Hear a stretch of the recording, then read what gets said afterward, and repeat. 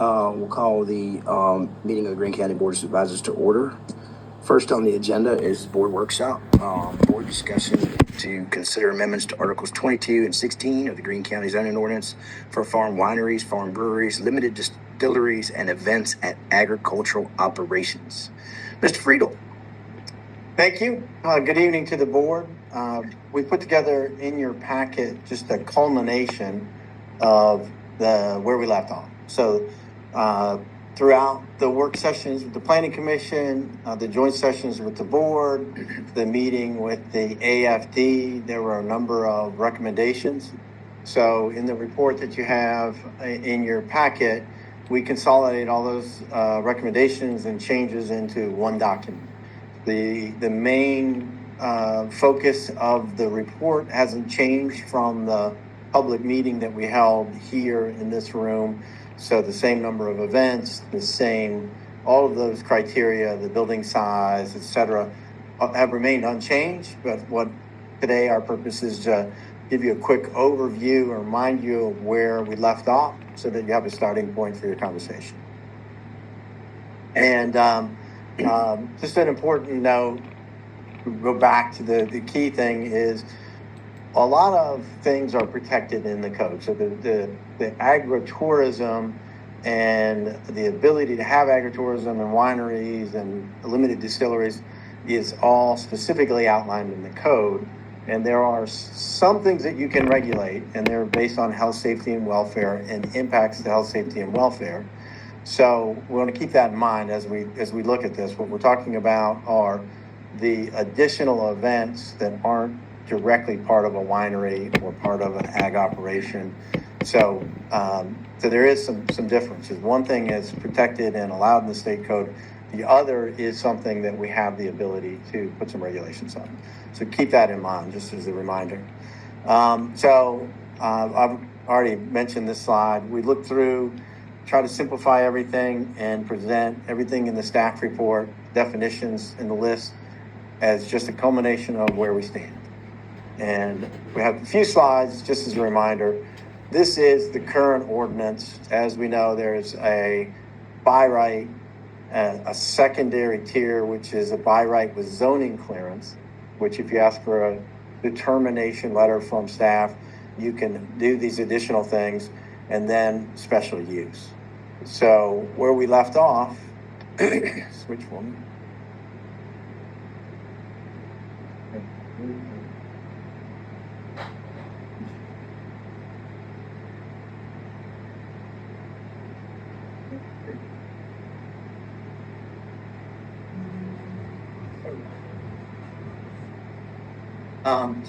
So the proposed template that we left off was just by right, and we recommend everybody get a zoning determination or permit, and then special use permit. So where it was left off is that outdoor amplified sound that is not related directly to the wedding service is not permitted.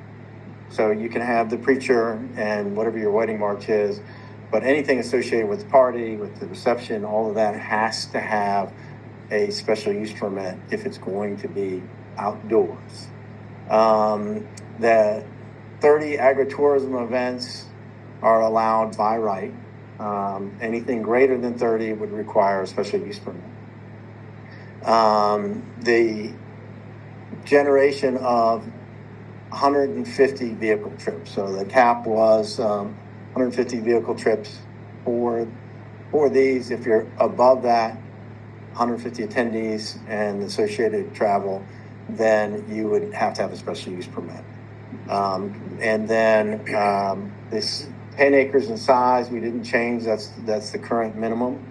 And then if the structure's square footprint was greater than 4,000 square feet, you required a special use permit. So that was where we left off, if that makes sense.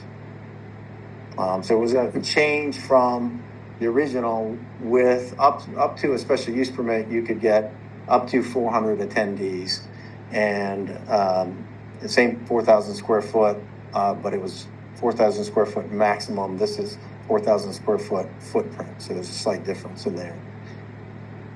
Yeah. So That's what I was looking at when I was reading through this.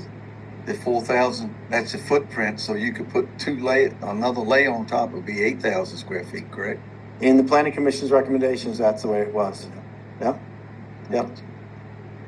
And of course, all of this is subject to change, but it's the point of tonight's discussion. This is just where we left off. And where we left off is a computer there on slide. Some things never change. No, you gotta go away. No. No.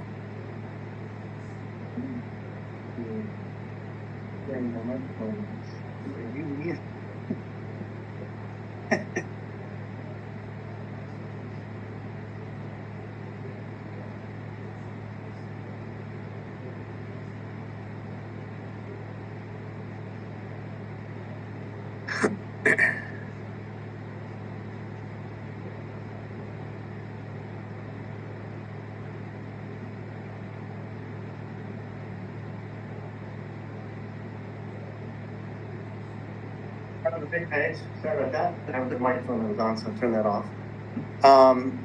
So this is kind of lays it out maybe a little cleaner. Left side is the ordinance as it stands, and the right side is what the last recommendations that came to the board were. So you can kind of see the difference. The key things are there, is the number of attendees, the number of events, and I think it's probably, there's only one more slide. And you may want me to keep this one up for the conversation. Yeah. I'm happy to do that. The one on the right side doesn't have the trips for cars. It's got the attendees and the events, but it doesn't have the trips, like less than 200 trips for cars itself, or vehicle trips. Right. When we were reviewing it, the reality is, the trips are driven by the number of attendees. So it was repetitive, and so we figured if we drop it to 150 attendees, that's going to severely limit the number of trips. On average, it doesn't work for every event, but about 2 people per car is the average for this type of events. Like 2.3 is what a lot of the estimates are. So it would significantly reduce the trips from the 400 that's allowed by right.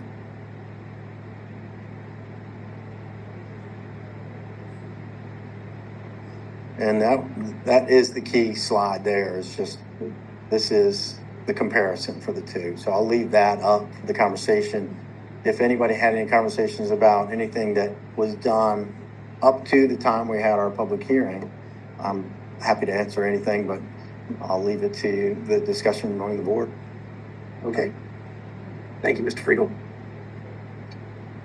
All right, ladies and gentlemen, so it's been a long time coming. I don't think we intended to defer this long, but we've had a lot of things happen in the last 4 or 5 months. Yeah. So we need to get back to it. I think what happened was when the planning commission recommended approval and then we got a hold of it, we had some structural kind of more major changes, and we felt it best to table it or defer it so we could discuss that, because we felt like if we made some structural changes that it would be better to go back to have another public hearing, right? Because it's so much different than what the recommendation was. So that's why we're here tonight. So what's everybody's thoughts? Well, I got all at one time. I got a question on 16-22-2. It says provide at least one parking space per 400 square feet of retail area. So if you had 150 attendees, that'd be 60,000 square feet. Parking. I just thought that was all. That's over an acre. 50 every bit of it, acre and a half almost. Interesting.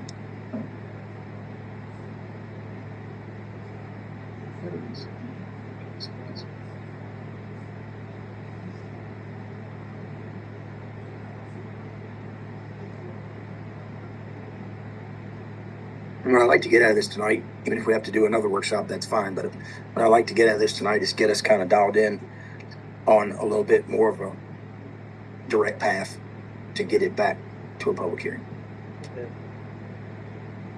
I like a lot of the changes for the new, now for this 25 closed side of it, a lot of it, dropping the attendees down and up the events by 6 events from where it was 24 or whatever per year. And they went up, and then they had to be specified. I think it was initially said if it was going to be over 50 people, it would be considered an event. If it was just a 15, 20, or 20 person birthday party, that wouldn't be technically considered an event. They didn't have to put that down as in a major event. I think is what part of the discussion was originally. So that, I don't mind that part of the change there on the 30 events per year. I know the biggest concerns, everybody's talking about the amplified music, but one kind of goes hand in hand, not so much. And this is the big question of defining, call a spade a spade, or this is a winery, or is it going to be a wedding venue? I think that's where you got to define that down, is the wedding venues comes in hand for sure. And that's, I think we can regulate there, either times of music. I know the ordinance says 10 o'clock, but, I know weddings itself don't go up to 10, but the receptions probably could. Jim, could you? For sure. Yeah, I think it's good night. Did it? Yeah.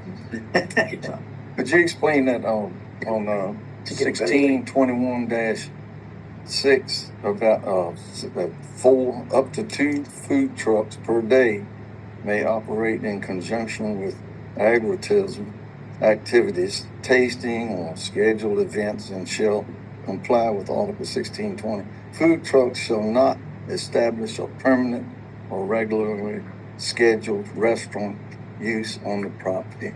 But I mean, I see them down at next to Wendy's, the Mexican truck, and I was just wondering, would that be considered a permanent? Because I mean, they're there most of the time. So the one on Wendy's, that's under a different regulation. So that's under the B3 regulation. And we'll have a public hearing about updating those to kind of the way it's used in compared to what we thought it would be used in 2014 when we did that. And so the board will be reviewing that probably October-ish. Some changes to business uses for food trucks. But this is specifically just for at an agritourism event. So if without it being a special event, you can't have a food truck in the agricultural district. But if you have an approved agritourism business, it's pretty common for people to have a food truck there to provide food for people that are tasting wines and stuff. So we don't want that to be a permanent restaurant, but if they bring it out, they have a wine tasting, and you can get a taco. That we want that, but we don't, only 2 at any given time, no more than 2. Don't they need to serve food? Like a winery has to serve some kind of food. Yeah, I think that part, we don't really regulate that part. I think they can use the food truck on site in their contract with the food truck as their food service for some of it. Yeah. And then they have slightly different regulations than a typical bar would. So they don't have as many food standards. I think what he's probably getting at is a definition of a kitchen. They probably have a kitchen, but it's mainly for the catering staff to come in, help prepare the food to take it out. Yeah. It's not a permanent cook restaurant that you can order food from. I think that's part of the definition of the by right, is they can have a kitchen, but it's not a restaurant per se, where you come in and order food. Yeah. So the way that's written in the recommended ordinance is if they meet the health department regulations for something that's classified by the health department as a commercial kitchen, then they can have a kitchen, but they can't offer just open food service. It has to be related to the winery, and that is protected in the code. So if I have a food pairing, I can prepare that, I can have that, but I can't just have open reservations for people to come have dinner any day of the week. It has to be related to the agricultural portion of the business. It's hopefully we don't have to make too many determinations on that, because it's the one is protected in the code and the other isn't. Yeah. And we're trying to make that distinction the best we can in the definitions. I think that's trying to get it more simple into terms so people can understand this is a true meaning of it. Yeah, and I look at that definition. And they say, well, it's a restaurant, but Right. it's not. Yeah. We worked over and over on that, went through a lot of different iterations and looked at other ordinances, looked at different resources to try and figure out the best way to make that distinction in a definition. But if you have other thoughts or ideas, we're open to them. Help me understand the overlay to the state code on the agritourism. Obviously, we've done what we've done, and we're proposing would obviously comply with or overlay with state code.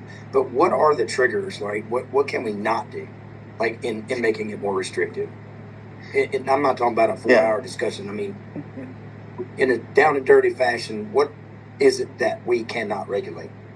So, like a farm winery is defined through the state code as a specific agricultural use, and that is protected, and we don't regulate that specific portion of the use. So for example, if we had events, an ordinance for events at a winery, we can have health, safety, and welfare, so traffic, noise, other impacts and regulations that are directly specific to those impacts created by the event.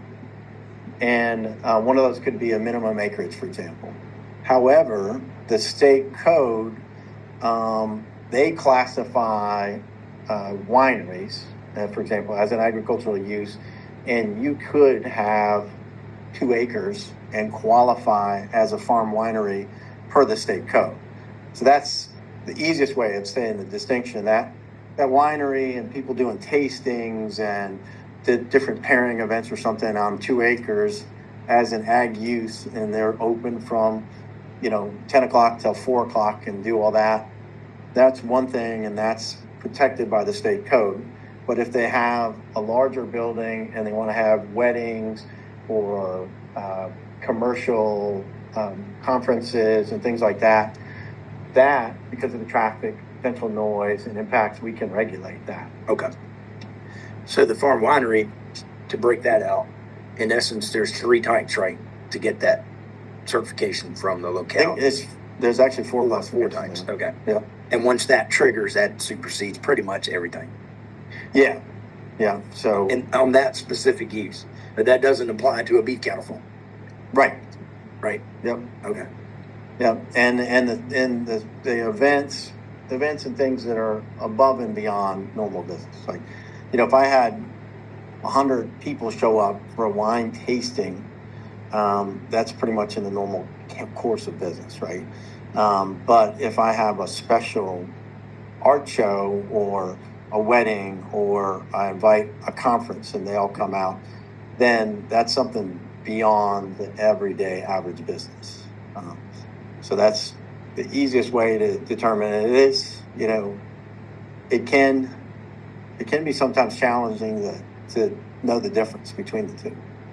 So maybe that would fall under that. I see it about 3 or 4 times. Value added products. If they had like paintings of the farms, then they sell T-shirts or hats, just memorabilia and stuff like that. Right. So in our ordinance, the way we do it, and it's been that way forever, we don't want somebody to open a Kmart in their rural area. However, if somebody has a vegetable stand and they sell, in-season stuff, but they also have some T-shirts with their name on it or mugs that they sell along with it, that's a value-added product. It's there as an accessory to the main sales. It's not, it's not a retail shop. It's a farm stand that has a couple retail items. So we brought this up once before. How about a pet rock? Yeah, people want to pay for pet rocks, and they buy them when they go get apples. Then more power to them. I kind of, that's a good example is Carter Mountain. You have the apple donuts and all the apple foods, but they also have T-shirts and things in the shop, all with the theme of agriculture on them. Thank you, G. Arguably, It's more on design of a gift shop itself. A gift shop for that product there, or like going in Cracker Barrel, you go there to eat, but they got a whole major gift shop that you can buy stuff from Cracker Barrel or something. And also some of those orchards, like, they're pick your own as well. So that's not really the agritourism part. That's actually the commerce part, right? Yeah. So it lends itself to having that other sale of other items because they're retailing out their ag product. Right. Yeah. And a lot of that stuff is just to promote the main product, right? That if you have a couple and one person loves apples and the other person doesn't, then that person goes and hangs out and looks at the handmade wooden crafts, and the other person goes and eats apples. So it's designed supposedly to be complementary to the main business and to draw people to the agricultural portion of it. Did the state stop gleaning? Stop Gleaning? gleaning? It didn't, sir? Gleaning, this you pick up what falls on the ground. Oh, okay. No, I hadn't heard that. Well, everything's got to be so efficient now just to turn a buck, so you can't. There's no waste. Well, I know that. I mean, the churches used to go Have and price pick on the up ground. the glean. Have price on the ground. Well, something's going to eat it. Something's going. That's right, exactly. What is the local agriculture qualifier that allows somebody to do an agritourism? Go over that again. So that would be the definition of bona fide agriculture. The 1975 state code definition of bona fide agriculture. So the state code is a little bit less specific than ours. It just talks about agritourism and agriculture in more general terms. But every ordinance that we've looked at uses the same, I forget what it is, 12 criteria to determine whether something's agriculture. And we changed that definition a little bit. It used to say that it was up to the zoning administrator to determine, whether these things qualified as agritourism, to make it more objective. That if you have these criteria, then that by definition is agriculture. So you are or you aren't. And that was the recommendation came from the AFD, is that depending on the operation, they may only do one of those things or have receipts for one of those things, but they were still agriculture. And that it didn't make sense if the goal was to preserve farming and rural land to have, say you have to meet 10 of 12 or you have to meet 6 of 12. So pretty much the way it reads now is if you have the receipts for farm expenses, or you have the receipts for farm taxes, or you have other specific things within that definition, that then you qualify. And we can adjust that. That's driven by the way people look at it in Virginia, but it's not mandated by the code, so changes can be made there. I mean, it's certainly, in my opinion, it's certainly a land conservation tool to allow these things to happen. But let's be realistic. At the end of the day, the biggest problem we're having, if there is any problem, is a few end runs around what the true definition of agritourism was intended to be, right, back in the day. And we discuss that at every workshop almost, where it's designed to be a supplemental business for a producer to use to allow him to get away from some of the market-driven problems he has, or her as she has, and allow that land to generate more revenue. Now, I know there was some discussion, I don't remember why or how, about what's primary. I think that's ridiculous, because it doesn't matter. As long as the enterprise is making money, that one enhances one year, one enhances one the other year, it survives. But having said that, and taking that for granted, that definition of agriculture is incredibly important, because the end runs happen on usually smaller parcels, right? I know what the original intent of the state code was in my mind. So that's what I think we should allow. I guess is my thing. Yeah. And so Tim had brought it up at one of the workshops about size, scale, and scope, and it stuck with me because I really think that, let's just say 20 acres. If you have something proposed on 20 acres, obviously any of the existing impacts are going to be felt more strongly by the neighbors, right? Because it's a smaller parcel versus a 150-acre farm where something's stuck in the middle of it. That changes a lot, right? It makes no sense to over-regulate a larger parcel, but it does make a lot of sense to have every proposed venue.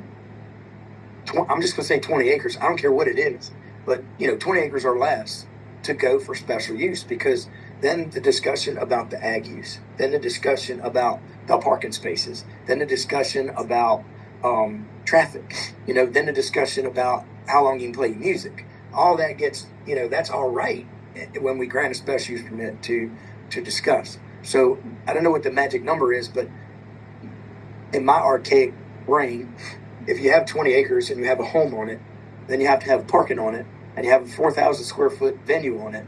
Doesn't leave a whole lot of room for agriculture unless it's a greenhouse, right? Yeah. So that, or a poultry house or something like that, some vertically integrated agriculture. So that's where I really been, like, the times I do think about this, and that's kind of where I keep going back to always. Fundamentally, like the foundation of it is, in my opinion, a little flawed. Yeah. And these are all great, and they're, some of them are arbitrary, some of them are. Oh, I did one other question on the zoning certification that's required for vehicle trips less than 10 acres, 24 events, 400 attendees. Is that only the farm winery designation? No, well, currently we have it separate for each one in the recommended ordinance, rather than having it repeated for farm winery, farm brewery, farm distillery, agritourism, and agro operation. We've combined them all. Okay. So it would be the same. But that is the old ordinance. Right. The current recommended, where we stopped, the last hearing we had was, it wouldn't be 400 attendees. It would be 150, and anything over 150 attendees would be special use permit. Oh, okay. So it did that one. And then the difference, and it's distinguishable for certain. But to your point, the code has defined a farm winery, a farm brewery, a limited distillery as an ag use. Right. So by itself, if they're not doing events, they're just sticking to the agricultural purpose and the things associated with that, they could be on a smaller parcel. Sure. It's when they're asking for the event space that we could have that 20-acre limitation. That's right. It comes in. That's when the agritourism kicks in. The agribusiness is the winery, the brewery. That's the agribusiness part. And then it turns more into venues for the weddings and stuff like that. Yeah. And it's really events is the big key, right? Because agritourism could happen at a 2-acre farm winery because you're going to taste the grapes, right? But when you get to a structured event, that's something bigger and more traffic and more impact, and that's when we start regulating. I just think 400 attendees, no matter how you do it, it's a little bit impactful. That's a big number. Yeah. Of people. Yeah, well, definitely. But I think the newer scale over here, Yeah, it's much different. cut it down to 150. Yep. Yeah. And like I said, and then it goes back to where, like I said, where we said on a 10 acres, but if it's 152 acres, then is it negotiable for us to say, you can have a 15,000 square foot to 200 attendees and kind of Right. You go to the impact of what's around it too. I mean, if they're right on it, if they want to put it right up to Should be allowed to do their that. border to the for subdivision, no, that's not going to work. No. If you're keeping the buffer away from it, That's right. stuff like that, I think a lot of that could be negotiated in the long run to. Then you could change the setbacks, on different sized parcels. The question is, though, it's hard to just pick a number, right? So what's the number? Why did you pick 20 acres, right? Why didn't you pick 22.65 acres? I mean, I guess you just have to make a decision and see how it works. And actually, I agree a lot with what you're saying as far as when it gets to what is it going to actually look like out in the community. One of the biggest problems is that every lot, every acre looks different throughout Greene County, right? We live in these rolling hills. And so there are some spaces where if you're on the backside of that 20 acres, you're completely fine, right? And there's other places where you're on the backside of that 20 acres and you're sitting up on a hill and you're Look at your neighbors. yeah. So I think that's the biggest problem with this whole issue, right? Is that this is almost a case by case kind of thing where, like, you know, we would like to make sure that people who are coming in trying to bring business to Greene County, and for the farmers that are already here, that they have an understanding of what is they can do by right now. But then beyond that, it's like we have to have a conversation each time, which is not necessarily like the best use all the time over time, but it's kind of where we're at, I think. But it right? could save you a lot of aggravation in the long run. So I don't know where to cut the T at. You know what I mean? No, I agree. But it's yeah, I don't know. I got another question just popped in my head. What about just a straight up music venue? Is that an agritourism operation? A music Like venue. a concert hall, you know? Yeah. Board of Supervisors comes and plays the banjo or something. If you had a legitimate agritourism operation and you had an approved venue and you had specific events that were tied to attracting people to your agritourism venue, I mean, it wouldn't be much different than a wedding, for example, right? So if you have a concert and 150 people show up, and that's how you attract people to your agritourism event, under events, it would probably qualify. You know, we could look into greater detail if we allow one type of event, is there a way to legally not allow a different type of event? And there probably is something in there. I'd have to do more research. I mean, if you have a concert with 150 people there, prime example of Maybell's. right? You know, that's all that does. I mean, that's a venue for music and stuff there at Maybell's. There's a little thing in the back behind the store. That's really wasn't considered agriculture or anything like that. But so I mean, I guess that to me, no matter what, like concerts should almost be a special use, because it's not like a wedding that they play music too long and too loud. Like, you're coming there to rock, right?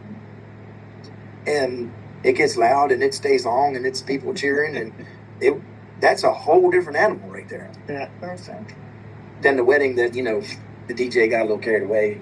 You know, you go there and tell them, please shut it off. Right? Yeah. So, And that's something to break out too, you know, as a use.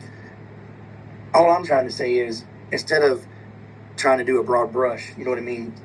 We should be a little more specific on things that we do want to regulate first. Yeah. What we can regulate. Right. Because some of the stuff that's out there isn't really a problem. Right? Where it's almost like we're trying to make an ordinance for a problem we don't specifically have all the time, or in any I mean, if you live next door to it and it bothers you, that's real to you. I get it. But in the minutia of things, you know, there's no problem. And we have made a small distinction. We haven't really gone to dive into that too deeply, but in our ordinance from the start, weddings have been listed as an agritourism use. Concerts have not. No. So there is a distinction in our ordinance, but I can look further into that for you. And I mean, and this would automatically restrict that, right? Because the outdoor amplified music is not a by right thing. So Correct. They would have to come for a special use permit, right? Yeah, I would think that's what I think too. I just want to iterate that that's probably a good thing. I want to say one of the big discussions I remember with the planning commission on with the 30 events, the amount of people, I'm saying that defines 30 people or 150. If the 150 is in the by right, and if they want an event with 200, they have to actually come back for another special use for more than 150, right? I think that was part of the discussion. Yeah, it would be a special use for a venue that allowed 151 or greater. Yeah. Right. It wouldn't be per event. It would be per venue. Yeah. Right. So, because if you allow it for one, you've already identified that it doesn't have an impact. You can't take the next one and say that this one needs a second special use permit because you've already approved that amount. Gotcha. You wouldn't want something like in 1969 Woodstock, Yeah. 500,000. I was like two, but I don't believe they got permits for that. I did have a couple. Go ahead. We've also the special event permits that involve For like 4th of July, They stuff like that. probably could use a little tuning up, but if it was a a farm that wanted to have a concert, now if they want to have them every weekend, that's different. But if they have a 4th of July concert or one or two, I don't know that they would need a special use permit. They could probably just do a Temporary. temporary Yeah. event. Temporary Like events Oak permit. Ridge. Yeah, there was a venue that had a weekend motocross event. It's a company, they go throughout the country and they use a farm for a weekend, and they bring all the stuff in, have their event, and leave. And they did get a temporary event permit, and they did that this summer here in Greene. Yeah, they used to right there across from my shop. Yeah, Yeah. yeah. Then there's a special use permit on that parcel for those types of events. That's why the 4th of July event qualifies there too. It was a long time ago. They started having a couple people get hurt, so they kind of did away with that, I think. That's what I like about site visits. True I that. used to do one thing, Mhm. planning. Every time you don't do one, it bites you. So, full disclosure is Yep. the thing. You learn a lot when you're on the ground looking around. One of the questions I think that'll come up as far as, and it's because it's been a question with the 400 attendees too, and I don't, maybe you have an answer that I missed at some point or forgot. The difference between, so it says more than 150 attendees present simultaneously, so they can have throughout, say it's an all-day event, right? They can have different, like they should have 400 unique individuals show up, but at any given time, it's just like a restaurant where like you can only have 150 occupants, right? Is that the way the current code and then the recommendation is? So occupancy gets into the building code, and that would be somewhat different. Right. But under the zoning code, yes. So take Pro Renata and Almar County as an example. They sometimes have indoor music, and they have tastings, and all the numbers, the regular things come by, and some people come and they are there for an hour for a tasting and they're gone. And that happens multiple times of the day. Then other people come for the indoor event and they stay for 4 or 5 hours. Cumulatively, there might not be 400 people at a given time, but there could be 1,000 people that came that day. Right. So, Yeah, I was curious about that because if you go into the records, inspections, and enforcement, I think it says maintain records sufficient to demonstrate compliance with the event frequency, and then include event date, event type, maximum simultaneous attendance, right? I remember being a door guy at one point and like having a clicker and going up and down, right? Like I had to make sure how many people were inside the building or not inside the building with fire code and all that. I'm just trying to think of both, like, how do we get to a place where like the owners understand what they need to do, and what we're going to be looking at as a county is making sure they're in compliance, and then also like, is this solving some of the questions that you guys brought up, right, about like the number of vehicle trips and everything else? That's a lot different, in my opinion, just as to if there's 1,000 people throughout the day, that's a lot of vehicle trips, right? So, but also problem that are we solving a problem that hasn't occurred? I just, that public feedback will be really important to understand. that's a distinction too, that it a bit of a challenge. My daughter was married at King Family Vineyard, and we had 120 people for our event, and they were there for several hours. Right. Over here, That's like a but static. during the first half of that, there were however many people that were doing a tasting and things at the wedding. Matter of fact, you face this way, and I had no idea the people were over there, but once they said, welcome, Mr. and Mrs. Mabry, and we turned in all the people they were here. So, I suppose they were eating your food. So those people were part of the winery, Right. agriculturally approved business, and we were there as part of the event. So our impact was counted, their impact was considered part of the Okay. of the regular day-to-day business. So That makes sense. that would there was, like I said, if you have a wedding, have 150 attendees for a wedding, and then they still have a tasting come on, how would that be regulated in, if it's ended up being 300 people there, how would that? Well, that's why we started with the distinction. It's the wedding that we regulate. Not to The people at the tasting are considered part of the agritourism or the agricultural business. The winery people must have one heck of a lobbyist. Because They do. At the end of the day, there are so many like agribusiness uses that producers like to do that would require a special use permit to come to the county. If you wanted to have a welding shop or something that enhances your ag business, that you need to come down here and get permits out the wazoo for, But these cats can be, like I said, on 2 acres, import the wine and just let you taste it, and all of a sudden they're agribusiness. Unfortunately, Virginia is one of the best Yeah. winery vines growing states in this. Well, we talk about winery, but it's the same with breweries and limited distilleries. I generalize in wineries, but alcohol operations, I guess. There was one clerical thing under A, setbacks. I think your lighting. I don't know if you caught that. It's at the very end of the property line. It has B and then outdoor lighting. So everything's actually one. Or it's not a header. Okay. 1621.8 under general performance standards. A is setbacks, and then the B is stuck in a paragraph instead of Oh, okay. header. Sorry, I can't help myself whenever it comes to Sure. double spaces and all that kind of thing. But We can clean that up. yeah, I don't think it fundamentally changed anything.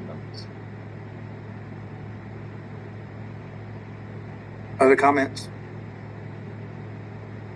I think we're narrowing down, getting on the same page. Just, I think the main thing we need to put the focus on is what we can regulate as far as the event part of it, over times, and stuff like that, and music, for the amplified music, like I say, Greene County's ordinance is 10 o'clock, but, can we restrict it to say, because most of your weddings are going to be midday, and the reception be no more loud music after 7, not to say that they have to stop the reception, the reception from it, but no more loud music after 7 or something to, or make sure there's inside with a little boombox playing or something.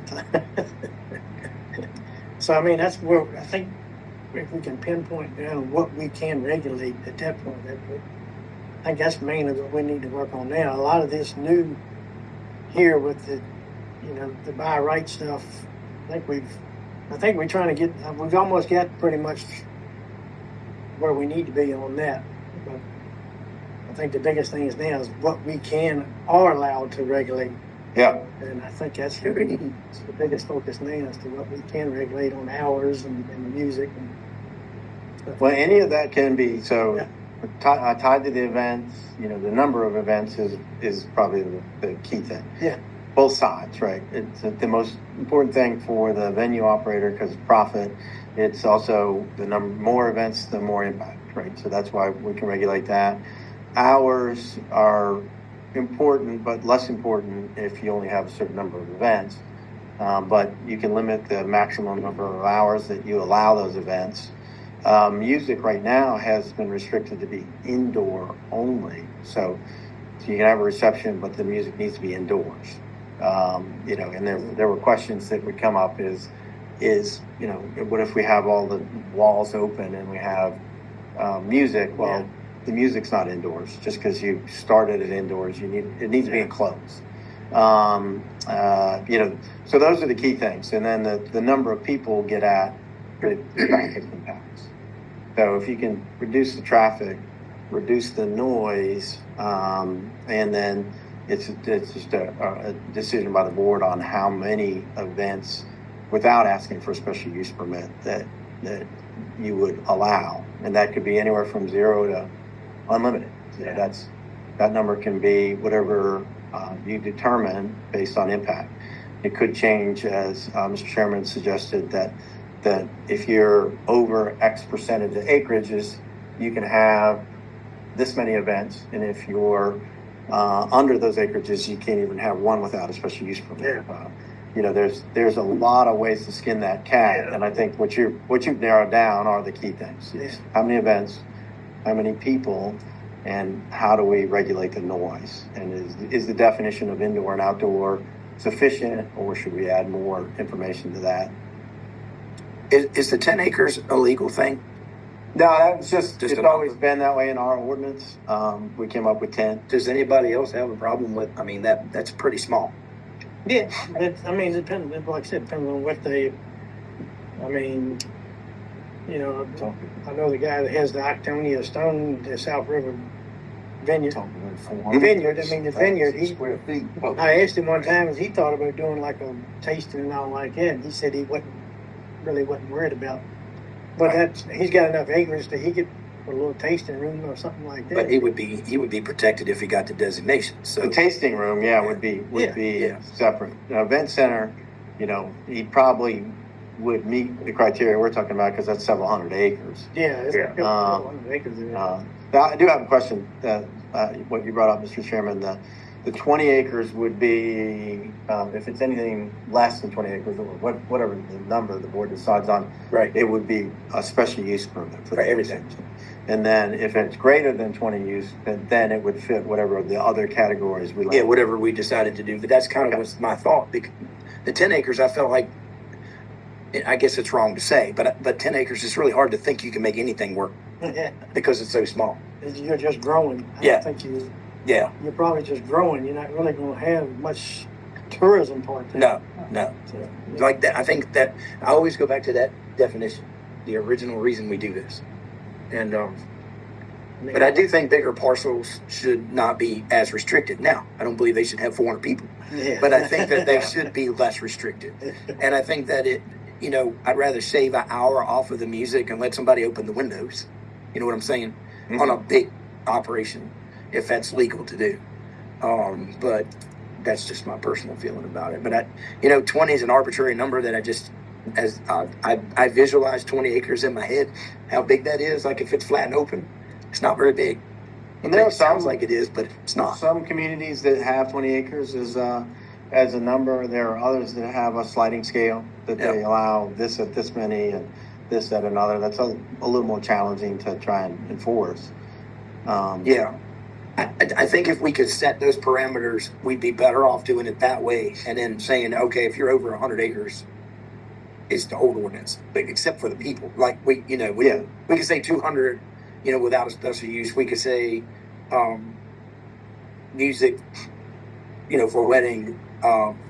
The concerts are a total deal breaker for me. I think that's where we have a lot of problems. Well, Yeah. and that actually brings up like maybe something that would, and I don't know how our system online works with the ordinances and everything else, the reference, but like, so noise keeps coming up, like the concert stuff, special event permitting and stuff, just being able to know like, okay, these are the other things that might also be addressing some of the issues that you might find with what we're talking about here, because the concert thing, right, falls under a completely different group of kind of considerations, right? The special event permit is what's required. Is that?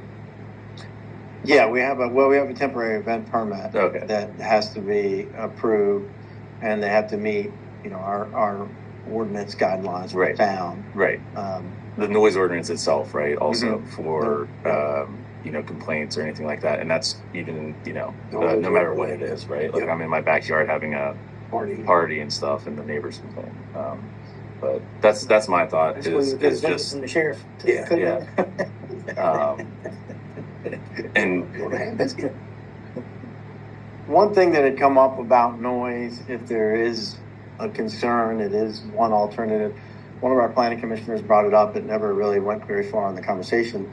One of our venue operators brought it up because he put one in place, but he's mounted a calibrated sound meter that has telemetry on it on his property line, so that he can show what the dB is at any given time at his property line next to the nearest neighbor.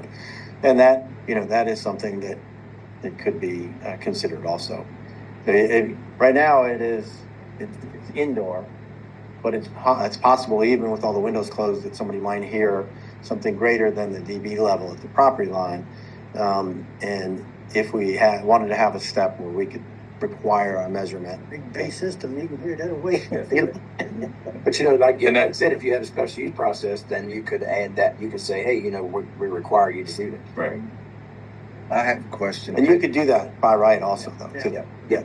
If you, I mean, whether you have 10 or 400, you know, I was looking at this about a automated external defibrillator. Mm-hmm. And it could be 10 people. I had one person have a heart attack or heat stroke. I mean, down here during the July the 4th, you can't stand the heat even half the time. But yeah, We'll learn in probably less than an hour how important it is to have one of those defibrillators. So that's why it was added in there. It is an expense, but it was recommended by our EMS director to have one. Well, I feel like we've all got our brains at least wrapped around it again, but we're not really given any clear direction. And we've got like 7 minutes left. So, how would you all like to proceed? I really would like to have like everything back kind of written out, what we talked about today, right? Like as questions before we would like proceed to a public hearing. So maybe we have another workshop like during a board meeting time instead of coming early. Planning guys all together or Just us. just us? Yeah. Because I think we had already decided that we were going to keep it at the board level, so we didn't have to go all the way back through the process again. Everybody, I mean, there was so much time put into it. And, Yeah, if my biggest thing is what we can control. right, Mm-hmm. You know, the amount of people. I mean, this here definitely defines it down there, but the hours and the music. Is it, you know, we say it's only inside instead of outdoor amplified music. I mean, I can't see restricting a wedding if they want to have the wedding outside for the guy doing the presentation for the wedding and all be restricted. He can't have an amplifier to everybody to hear him. I mean, that's kind of that'll last 30 minutes. Yeah, it's not maybe good. it'll last 30 minutes and be done. You know. Some weddings are longer. I think we're all That's true. thinking funerals. I'm more typical. You've ever been to like an Indian wedding? Oh, You yeah. know, riding in on a. I mean, I think we're all thinking, but like, you may want to think, Yeah. you know, some are just longer, louder, and it may be difficult for staff to enforce. I just don't want staff to be in a position of like, we're going on 3 hours of, reaching it. I don't know what. Yeah. Mazel tov, regular last. Not everybody likes it. Like, Yeah. You do. And so the staff, we can summarize summarize our notes from conversation today, and then add some let's come back on the research that we found. and during the board meeting time, and we'll look at it over again and then agree to disagree or agree to. It's broad enough to go to public hearing, and then, you know, obviously the public weighs in. You know, the process starts all over.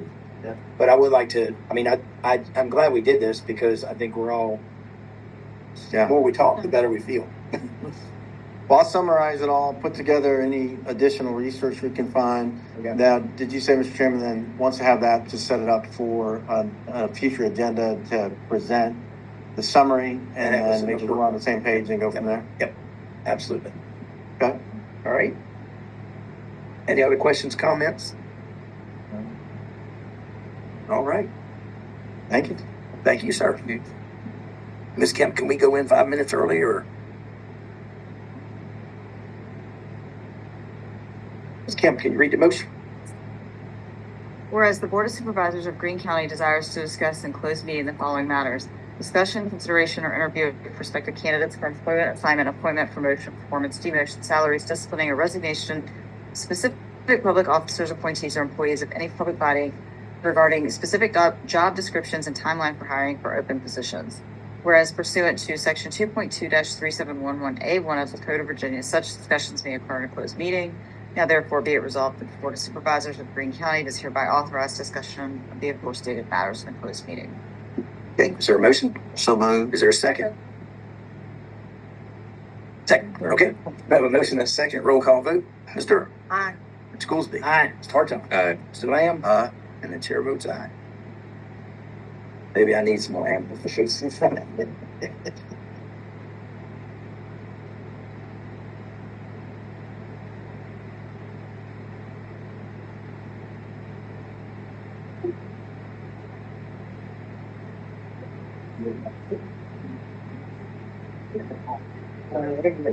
Build up on that pasture for tomorrow. Nonstop all day, right? Which means just.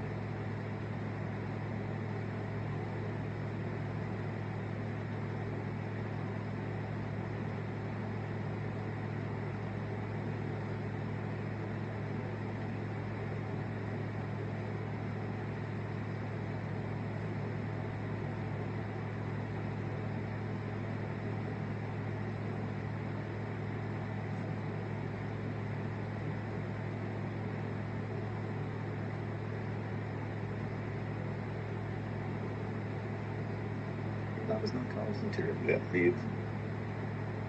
I got it done.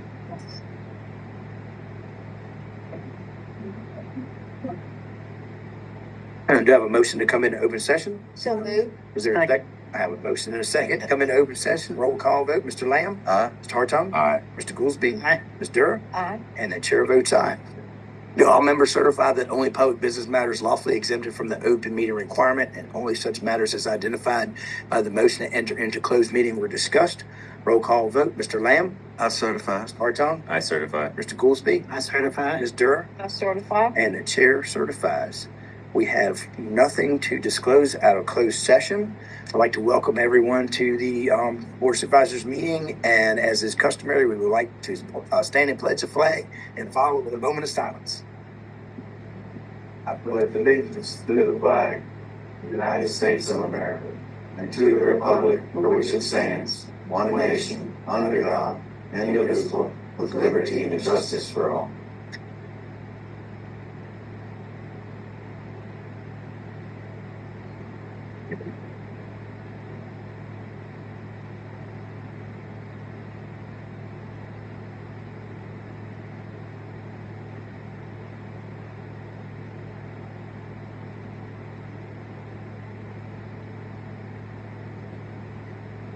Okay.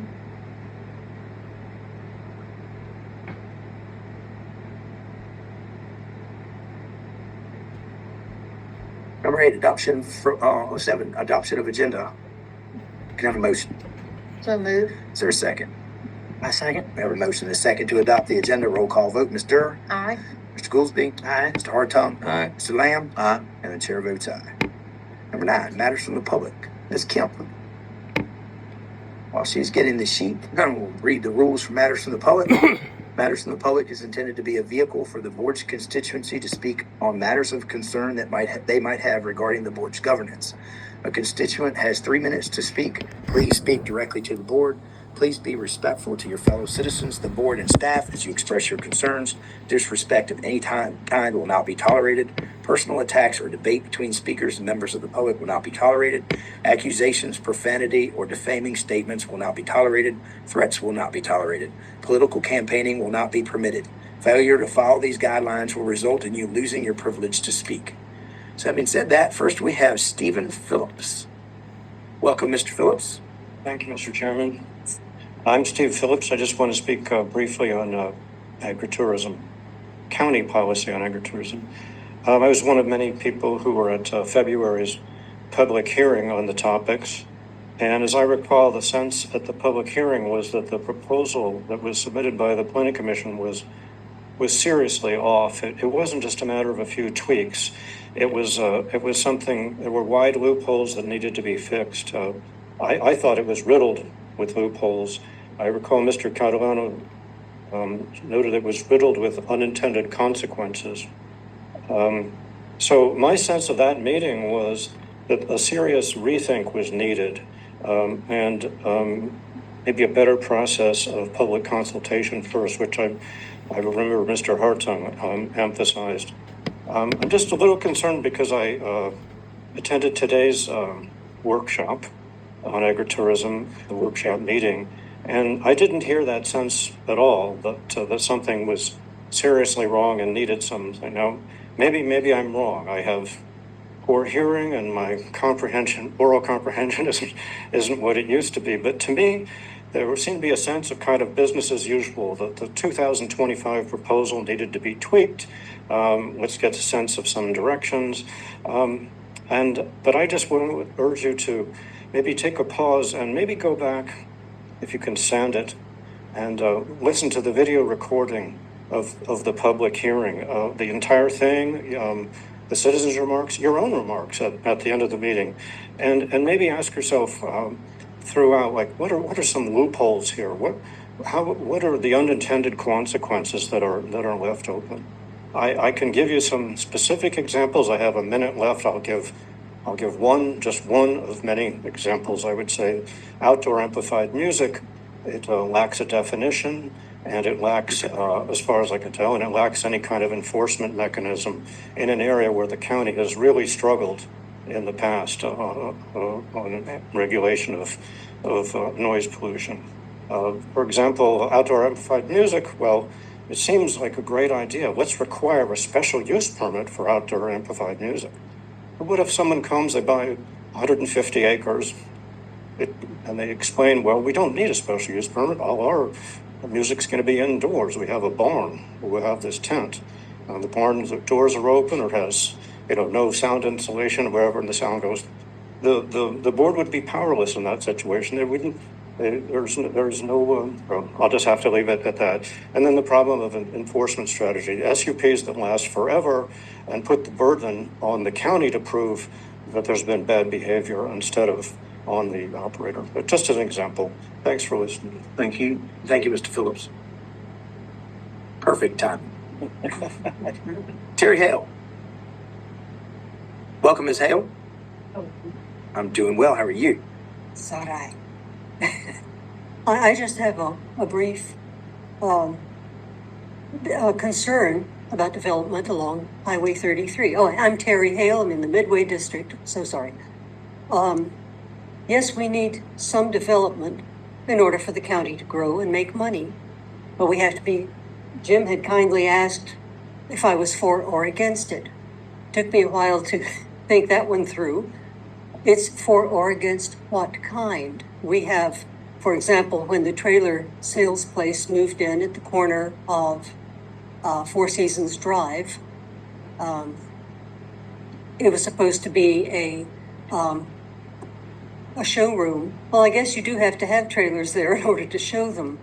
But that's just an example. If a certain subdivision would not be built, if certain businesses were there first, should you allow those businesses to be built afterward? We have friends in other states more crowded eastern states, and some of their subdivisions are just emptying out because of surrounding business. Let's not let that happen here. You have to be very careful who you have next to a subdivision you'd like to keep. That's all. Thank you. Thank you. Thank you very much.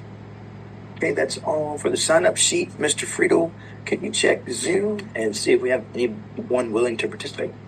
I can. Anyone that is joining online, if you would like to address the board from the public, please display your desire to speak by using the raise your hand feature. And we'll give you a few moments to find that. It's located under the react button on your screen.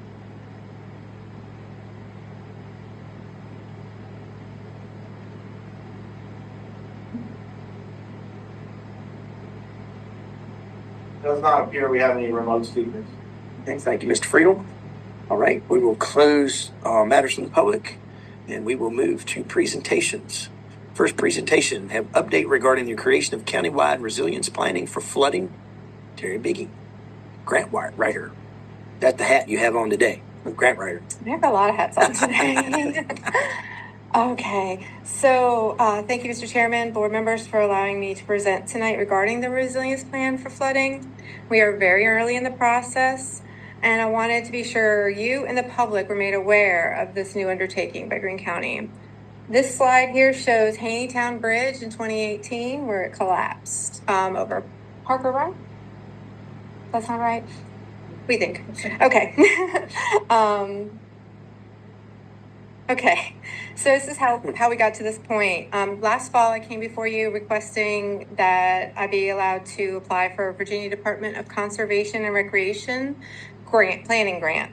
And we heard in the spring of 26 that we were granted the award, and we engaged Timmons Group, our on-call engineers, to assist us through this process for the next year. We kicked off the project in late July, and we've been we'll be opening avenues for public engagement in the next few months. Why do we need this? So this is South River Road West in 2018. There used to be a road there. That was one spot on that road during that flooding. And I would say there was 4 others that brought up the asphalt as well as made it impassable during that flood.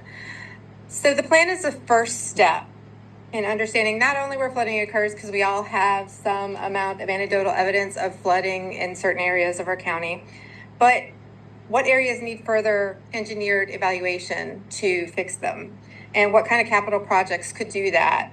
And the first step is having a plan with some of that information so we can access funding. There is a lot of funding through the General Assembly for this type of work. And that includes both the engineered studies and the capital improvement projects that could fix the issues. What is a flood resilience plan? The photo is Entry Run Bridge, where hundreds of people were cut off from being able to leave their homes due to that South River in 2018. The plan will help the county reduce flood risk through the following: understanding where and how flooding occurs. And it's not just rainwater, it's not just river water, it's all types of flooding, stormwater, everything. Identify vulnerabilities and risks. And we are currently here in the process with a risk assessment underway by Timmons Group. We're evaluating our existing plans we already have, hazard mitigation, other policies like our Storm Ready, and we receive plans for the dams and such, emergency action plans. Could not remember what those were called. And making sure they work with each other, talk to each other, and they have the best policies written. So we might be changing some of those as well. Hopefully not. Identify projects and other resilient strategies, coordinate efforts across county departments, agencies, and regional partners, establish priorities for implementation and future funding opportunities, and incorporate community input into resilience priorities. There are 9 elements that DCR requires in this plan. That photo is the flood of 95 on US 29. DCR requires 9 elements, project-based. So we have to say what kind of projects would work for those areas. They have to be nature-based infrastructure improvements. It has to be countywide, the plan. All flooding is considered. Equitable relocation strategies, debris management strategies, administrative procedures for development within special flood hazard areas, coordination with other agencies, plans, and activities, and using the best available science at the time.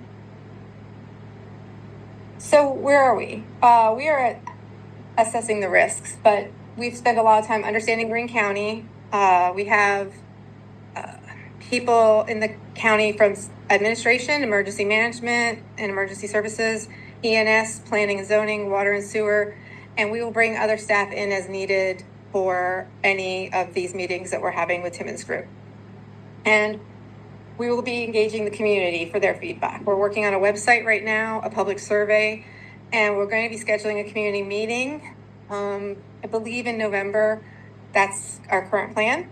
And the draft plan will come before the Board of Supervisors early next summer for your feedback prior to coming back for adoption late summer. And here you go. That's that. So, and then our county staff. The county staff is the matching portion of this. Our salaries are being used as the matching portion, so there's no direct funding beyond that coming from the county for the planning, the resilience plan itself. So this is a photo of a swift water rescue in Sandersville. So we've had to actually do that on several occasions for people as well as pets. We also, so we know that there's a problem with flooding. We have gotten down to coordinates on the roads. So we're creating a GIS mapping of that, and we'll be asking public for extras that we have forgotten. And we are bringing that back to you all come next year for sure, but please come when we have a public meeting. And we have created in our emergency alerting system, we have the non-emergency options, and we have created one for resilience plan updates. If anybody is currently getting the alerts and wants to go in there, they can add that as an option to be notified by email or text or whatever their preferences are for resilience plan specific updates. Do you have any questions right now? Question? I have something like of all the years I've been around and you look at things, and I've seen floods. I saw them in '69 in Nelson County. We keep on building.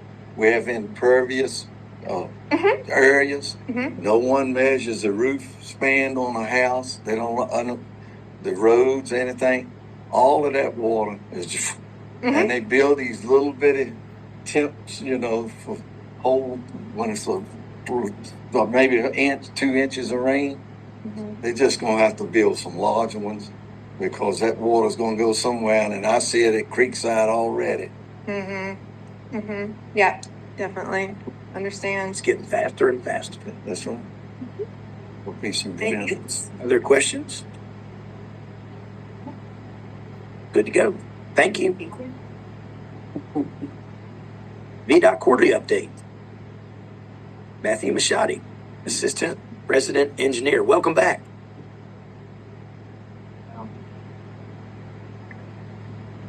I'm Greg, standing for Carrie. Hi, Greg. It's back up today. Hey, yours back up. Okay. Howdy, Gar. Good evening, Mr. Chair, members of the board. My name is Matt Machadi, Assistant Resident Engineer for the Charlottesville Residency. I'm here to present our quarterly update.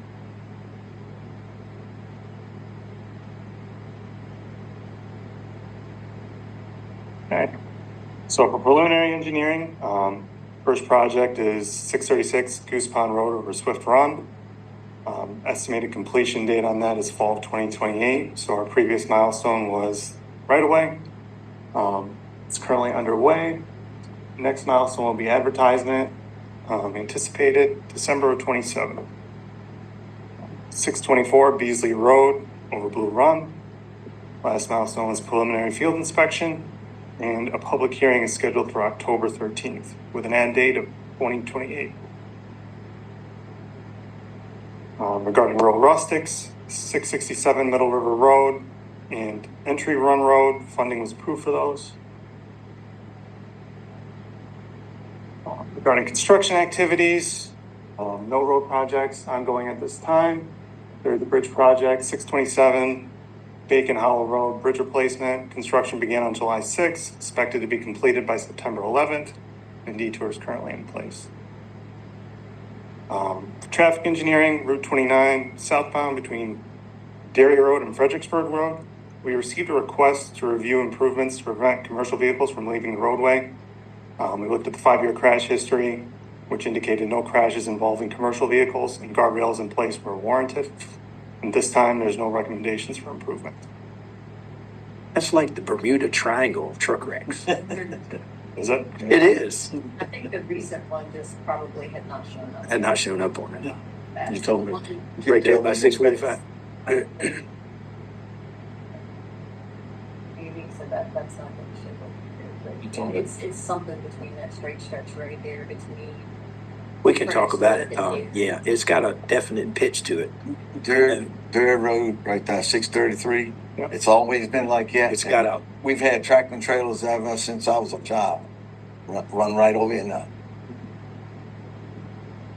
It just needs to be built up. I mean, the line breaks half the time when they first put it in, because the rocks are just shaking and it just breaks the water lines all the time. Last slide I have is an update for Turkey Ridge Road. So just a list of our maintenance activities that were completed since the last quarterly update. June 12th, we applied dust control. On July 21st, pothole repair at the intersection with 33, site distance trimming east and west of that intersection. And 2 days later, we did grading, added some stone where needed. And the most recent thing is we received a work order for dust control on the 31st, which you can double check to see if that's been completed by now or not. Regarding the study, currently next available funding for the secondary 6-year plan will be fiscal year 2032. It still does not qualify for paving under rural rustic at this time. Paving would create safety concerns, especially during winter with plowing. And we are currently looking into adding it into the rural rustic program, but as an unpaved road, which would include reshaping, improvement of the road bed, and cleaning and restoring ditches. That's all I have.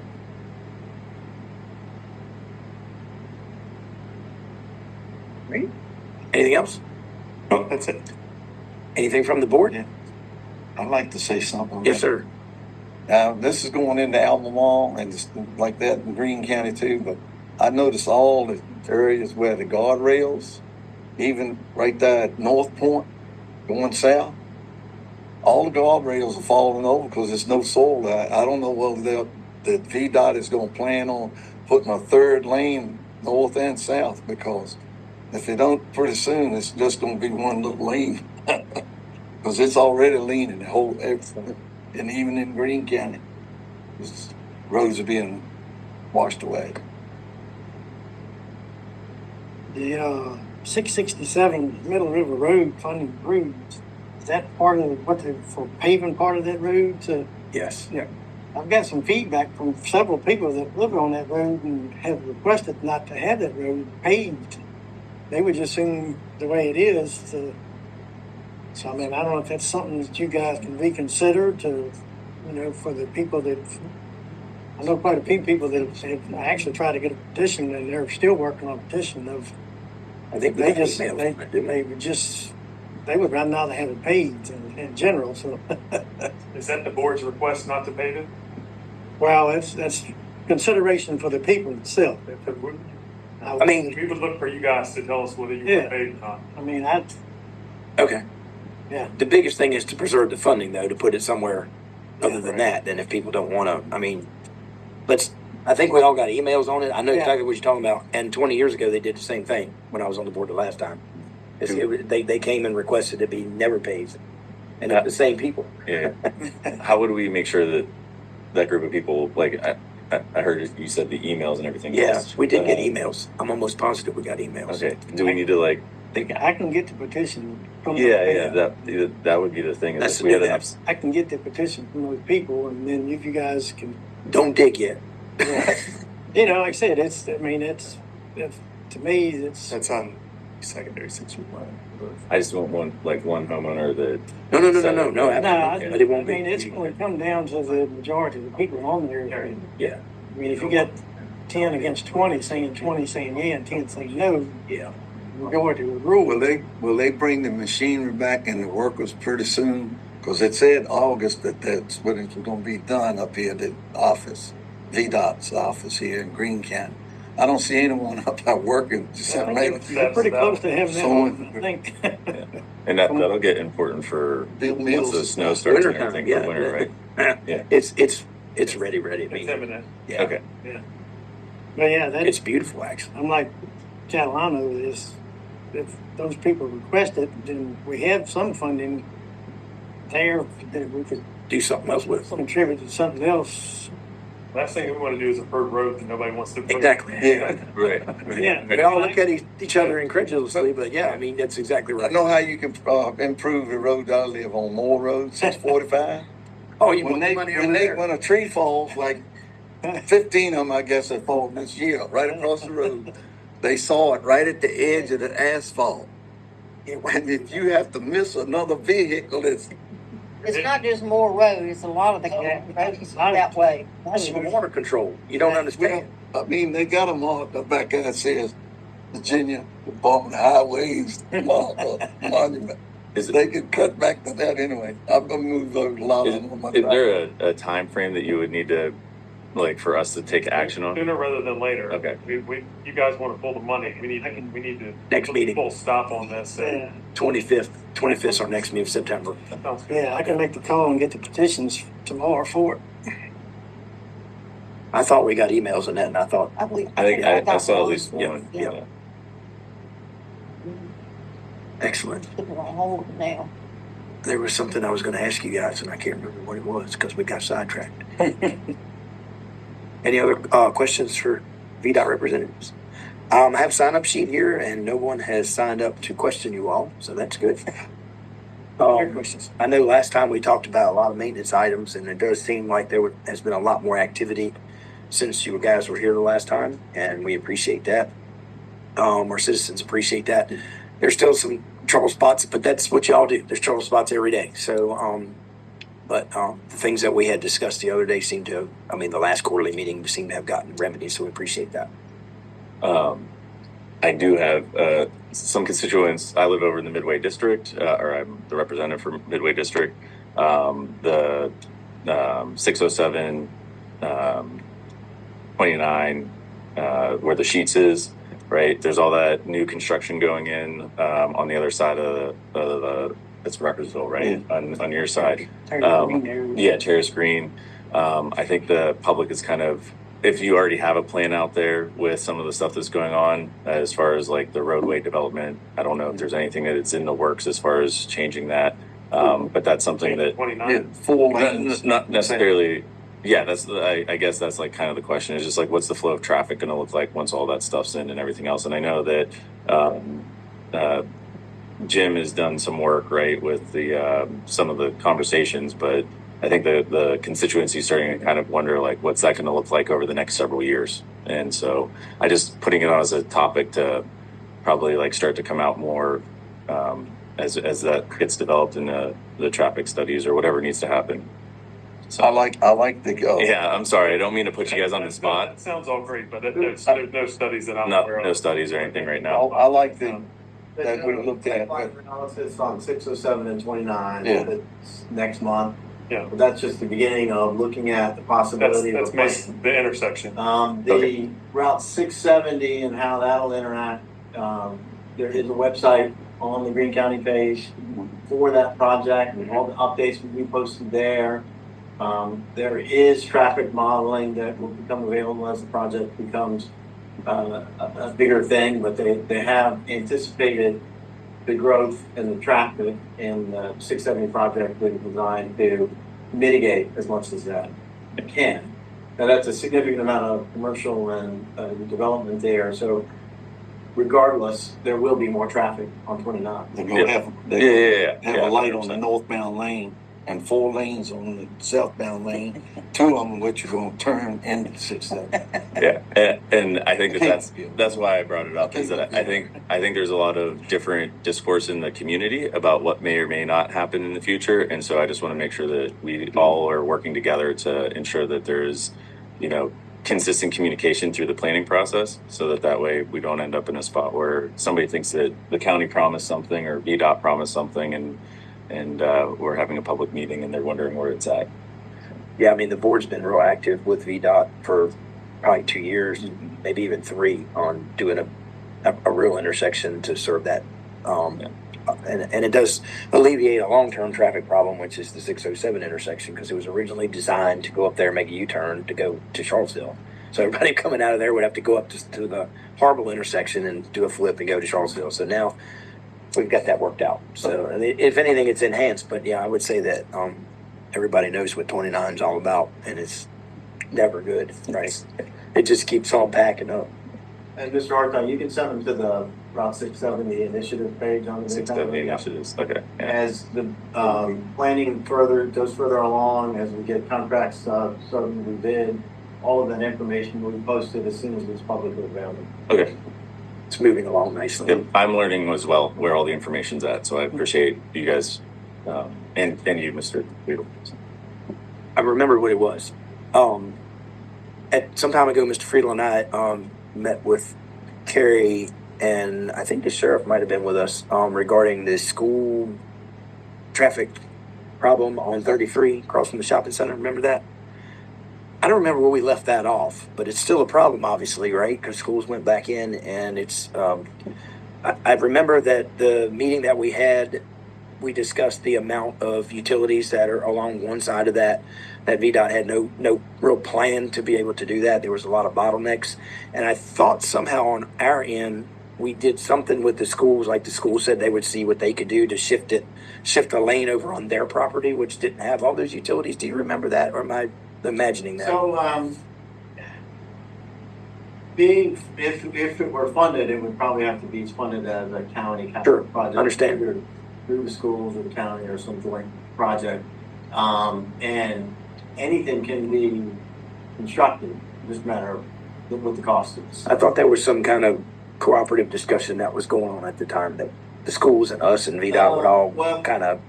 The schools have that capital improvement fund that would have money that could be available if it's something that the boards would agree on.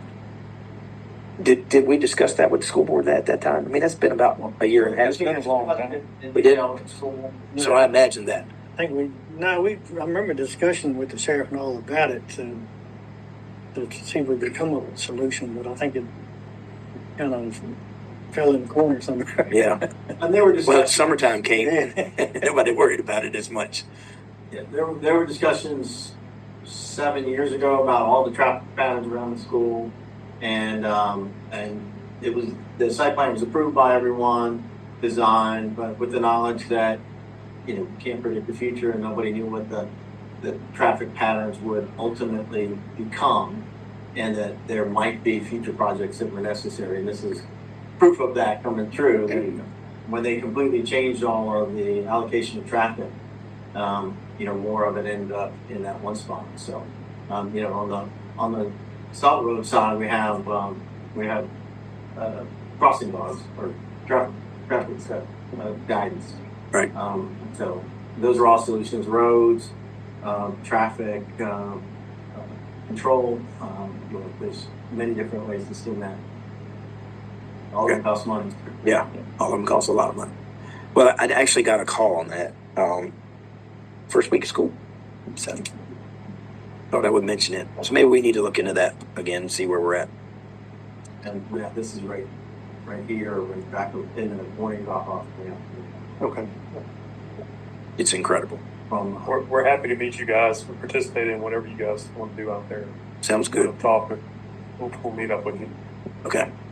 Yeah, so we'll have to have some involvement with everybody to do that successfully if we can get to a project. Very good. Well, thank you, guys. Thank you. Thanks. Thank Y'all have a good day. See you. Budget Supplemental Appropriation for Child Services Act. Mr. James Howard, Director of Greene County Department of Social Services. Welcome, Mr. Howard. Think you just saved me a lot of breath introducing myself. I appreciate that. I'm very efficient, so I won't do that again. I also serve as the chair of the Greene County Community Policy and Management Team, and that is what brings me to my annual foray here every year to have the same discussion. I will not belabor too much, but I did print you all out a small booklet, only 5 pages, but and there's probably some extras here. Oops, lost the paper clip. It's all right. I'm sure they have an extra. See that thing? But I'll take. I did think, in all fairness, you all have a resolution before you for an appropriation of $714,310.97, I believe. And of that, probably about, and I don't have the exact figure, but probably about 248,000 of that is local dollars. That is the 34.71% match rate that is Greene County's base match rate and has been in perpetuity since the program began. But just really in brief, for anybody who is listening, the Children's Services Act is a kind of a collaborative, multidisciplinary process by which the state mandates that every locality works with its at-risk youth and families, and it's kind of a 2-step process whereby child-serving agencies within the locality can bring children that they feel like are struggling, and that team that is made up of the schools and made up of the Community Services Board, Region 10, and Social Services and the Court Services Unit, and a private provider and a parent representative, and anybody else we can lure in to do that. And they talk about the situation. They come up with a plan, a service plan for how that family can be helped.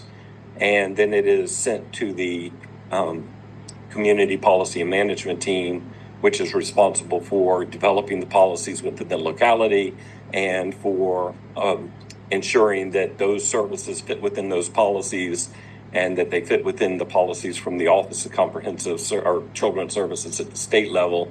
You can tell it used to be called the Office of Comprehensive Services, and I just can't leave the past behind. But it is now the Office of Children's Services and has been probably for 10 years. I really struggle with change, and we can talk about that later. But anyway, the Community Policy Management Team oversees the funding is approved and spent within parameters of policy set by the state and by the locality.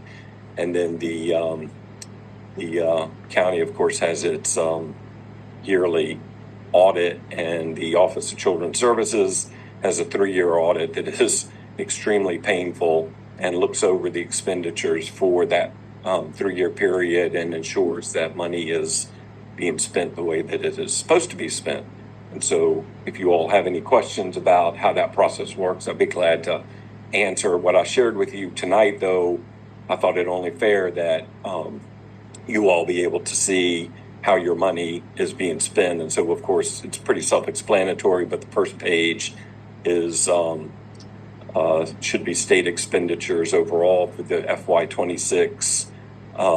And it kind of gives you a 5-year look back or 4-year look back this year and the previous 4. And then the same thing for Greene County, so you can compare how Greene County is doing in relationship to the state. And then, of course, how expenditures have kind of progressed over that 5-year period. And then the last 2 pages, of course, are how those expenditures are applied to the different service and program areas. And the 2 things I wanted to point out are that, as you can see, of course, expenditures have risen pretty sharply this year. And I think in looking at those last 2 pages, what you can see are that expenditures in foster care placements have grown considerably, as well as expenditures in residential placements, and those placements coming from both residential placements for kids come out of foster care. They come out of the Community Services Board for parental placements, and they come out of the schools sometimes for IEP-based educational placements. And so residential has increased sharply, and I think one of the things we'll probably be looking at this year are ways that we can try to figure out how to bring those residential placements down and bring those kids back home and into the community where expenditures are much more tolerable. Any questions? I'm glad to answer those. Well, James, you've got a tough job, and you've historically always done it perfectly. We feel very well represented by you. Of course, the asterisk to all that is this is the ultimate unfunded mandate, has been for generations, and it's one we and all other small localities especially have to grapple with all the time. But you take care of that very well for us. But I hope you can rest assured that you have a community policy management team right now, as well as a FAP team, the Family Assessment and Planning team, that are very aware that they are spending taxpayer dollars and are trying to walk that fine line between helping families and protecting the integrity of those dollars. And we work very hard to try and manage both ends of the spectrum. So, and to that point, yeah, I mean, historically, looking at the at a glance, it seems like you've made sure that our average expenditures are below that of the state average. So they have been. I was interested to see that we closed that gap right much this past year, and again, we need to take a hard look at how we can serve families while maybe conserving our resources in a reasonable fashion. I would like to say one thing that I'm working with Mr. Howard. I know how hard he works at his job, but we need someone else on board social services. And been asking and asking.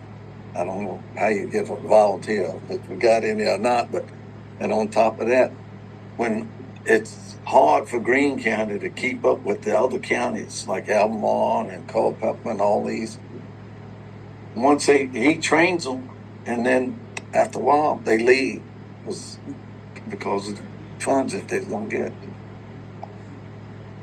That sounded like a great segue. Later discussions. Exit stage right. Thank you, James. All right. Do I have a motion on the resolution to appropriate those funds? So moved. Second. Okay. We have a motion and a second on the resolution. Roll call vote. Mr. Lamb? Aye. Mr. Hartung? Aye. Mr. Goolsby? Aye. Mr. Durham? Ms. Durham? And the chair votes aye. All right. Ms. Shaffrick, unfunded state mandates. While we're on the subject, let's just keep the roll going. All right. Good evening, members of the board. And the reason I'm bringing this to you is because we, believe it or not, are already planning for FY27 budget and beyond. And I wanted to bring this to your attention. These are some actions that basically came out of the flurry of activity at the end of the FY26 General Assembly after we had already buttoned up our budget. So these were two surprises, but one that's not a surprise, I just want to put on your radar because it's going to impact us not this year, but next year.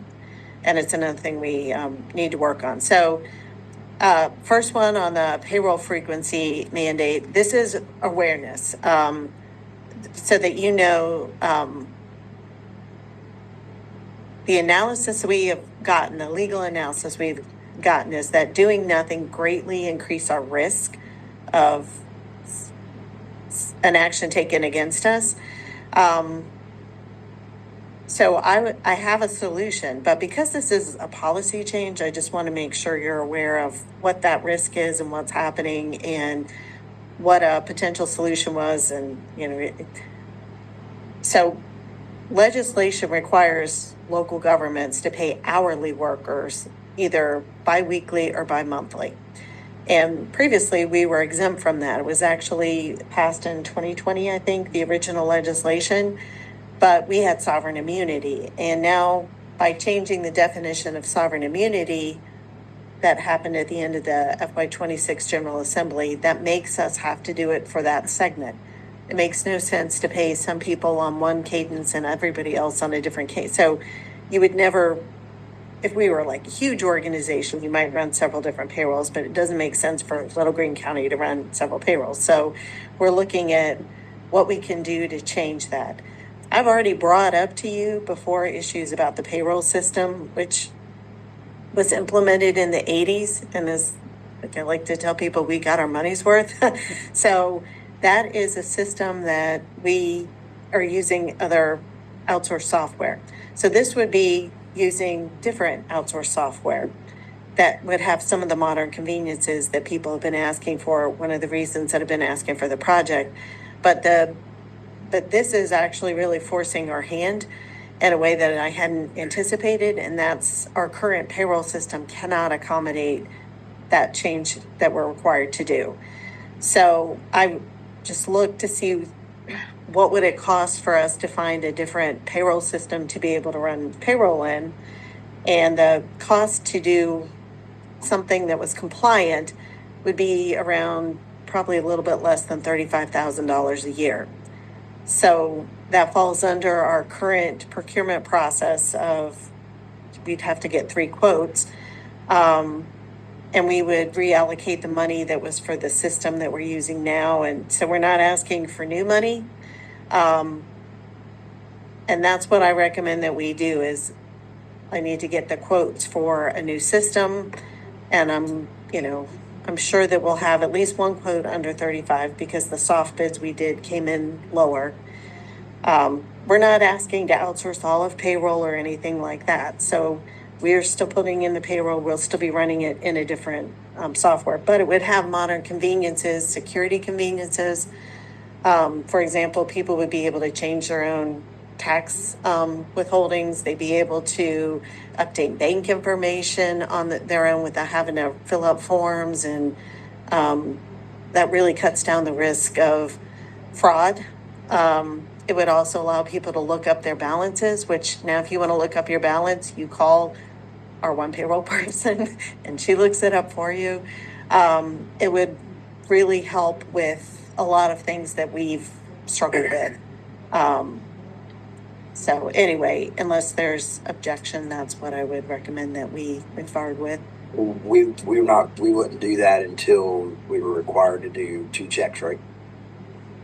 Well, required. As of July 1, we are required to do that, not to shout it out to come get us, but How long is the contract for?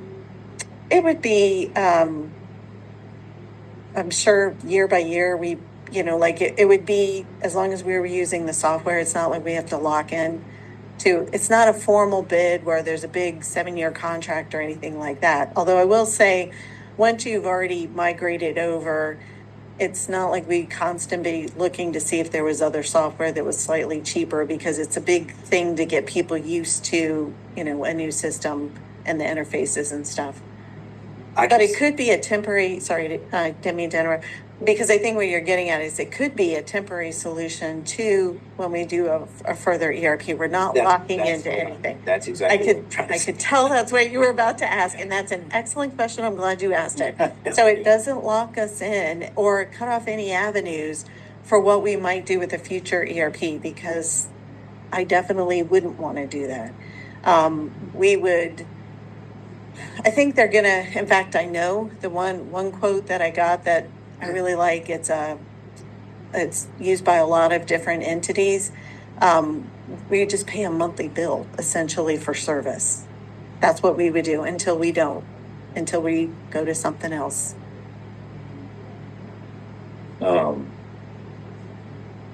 in my industry, we always say that compliance is not security, right? And that's a mechanism of the fact that, like, a lot of times compliance does drive some a minimum threshold for security. The thing, like, this is a compliance thing with the state code that is going to force us into looking at other systems. I do want to make sure that, like you said, like, if we're temporary to fix the compliance issue, a lot of times then becomes the long-term solution, but then it doesn't take into consideration all those other things like security. Financial transparency, I think, is a big one for us, right? Like, I know the old system is very difficult to pull reports out of. There's human error and things like that could be reduced.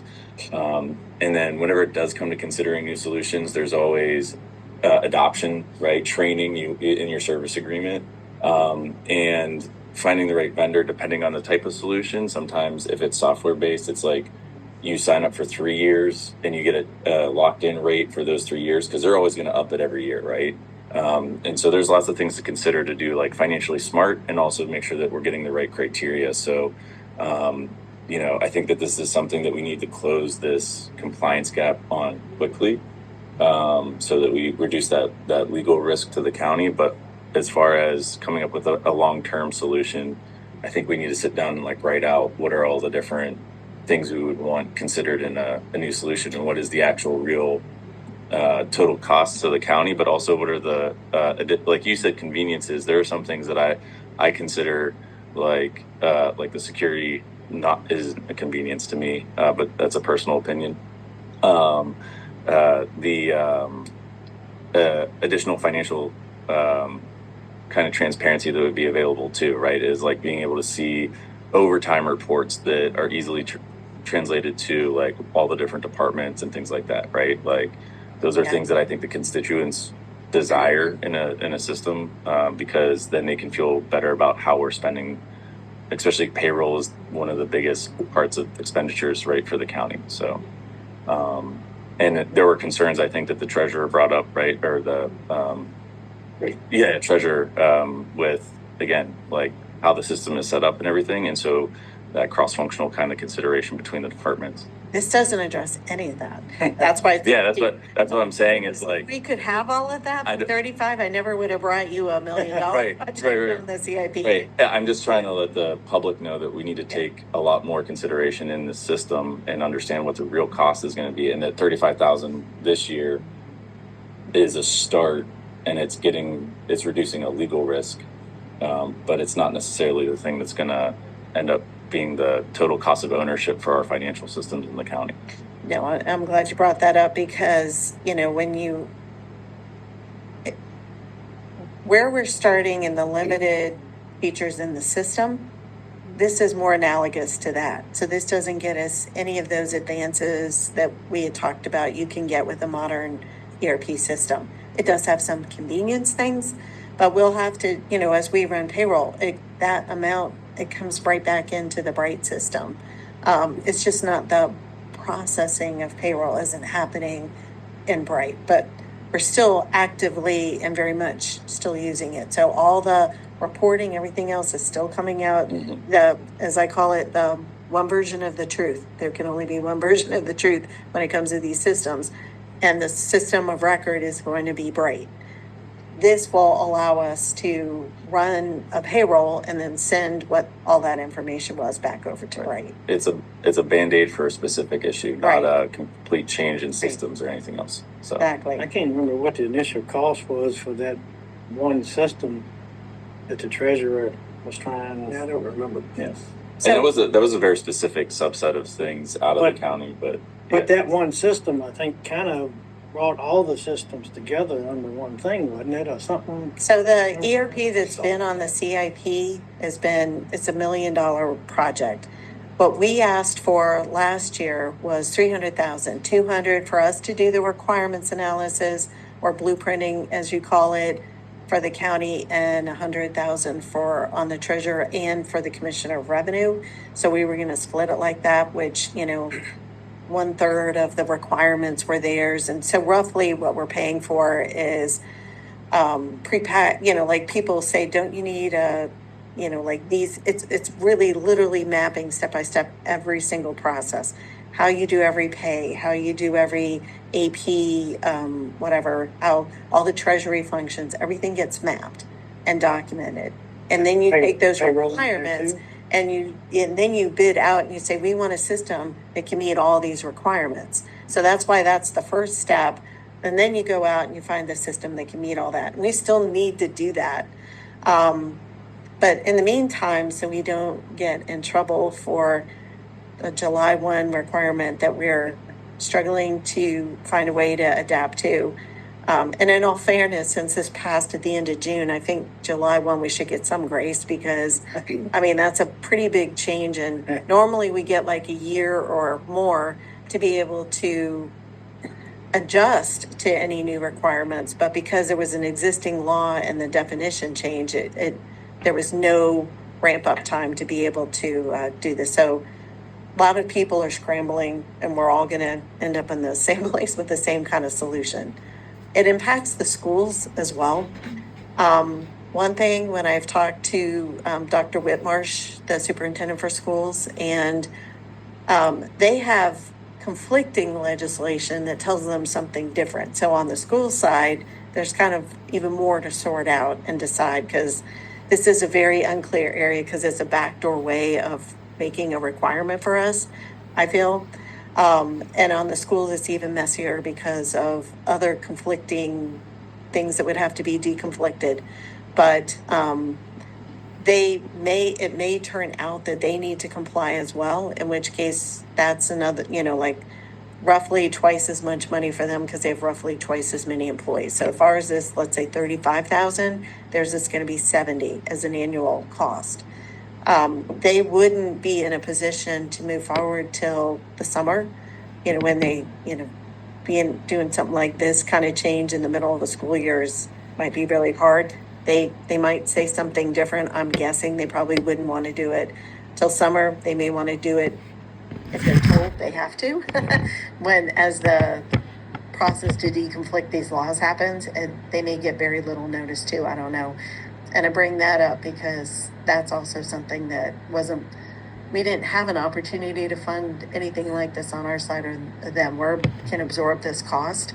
I'm not sure what their situation is. So my point is we're going to be coming back to you a few more times about what we're doing with this. But in the meantime, it's a straight up, procurement process. We're going to get 3 quotes.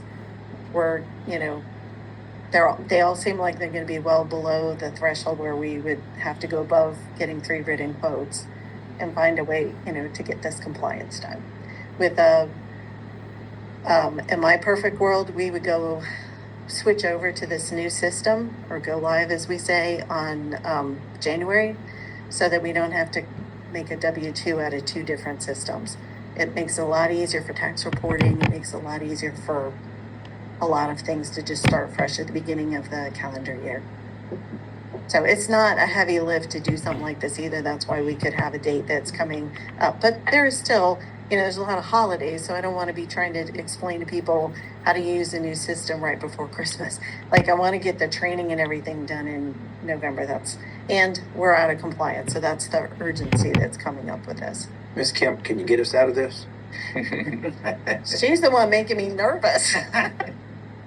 Yeah, I mean, I haven't heard about it anywhere else, so this is the first time hearing about this horrible thing. well, it did pass very late. This wasn't something that we were watching in January, and it's not a new law, so it's like a sneaky, they just tweaked one little thing, and all of a sudden it was like, oh, that little tweak, which I don't think I don't know if it was intentional or not, or just sort of like a unintended consequence.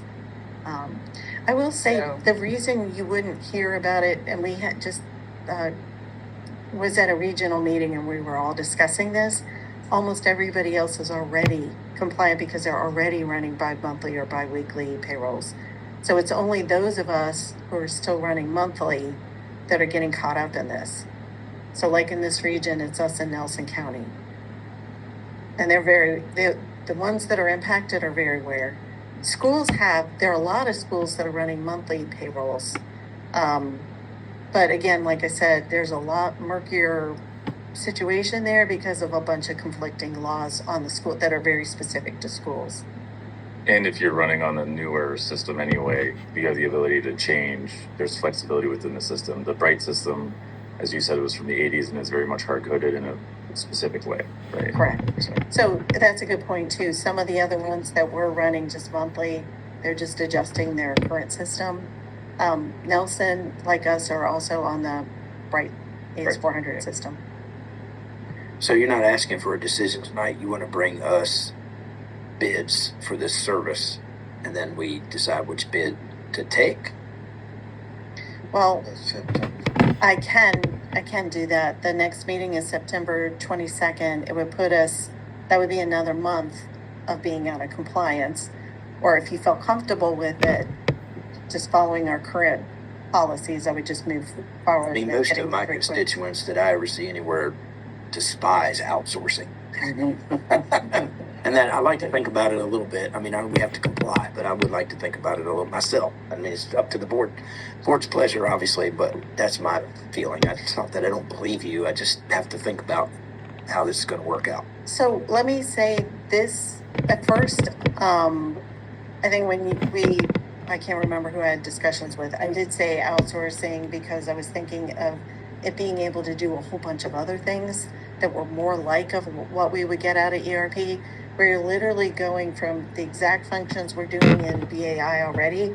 We're going to do those exact functions somewhere else.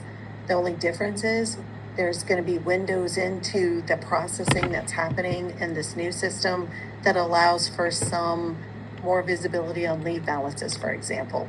One of the things with our current system is we don't have a way to give all employees, well, they can go in and do, it's called self-service, where they can go in and they can look at their remit statements, what their paychecks were. They can see their balances, but it's difficult for them to go in. It's not like there's no app, there's no easy way to do it. So a lot of people don't. So it's as much of a like for like thing, and that's why this is so very cheap. It's a like for like. So it's not outsourcing anything. We still have staff that are going to need to actually run the payroll.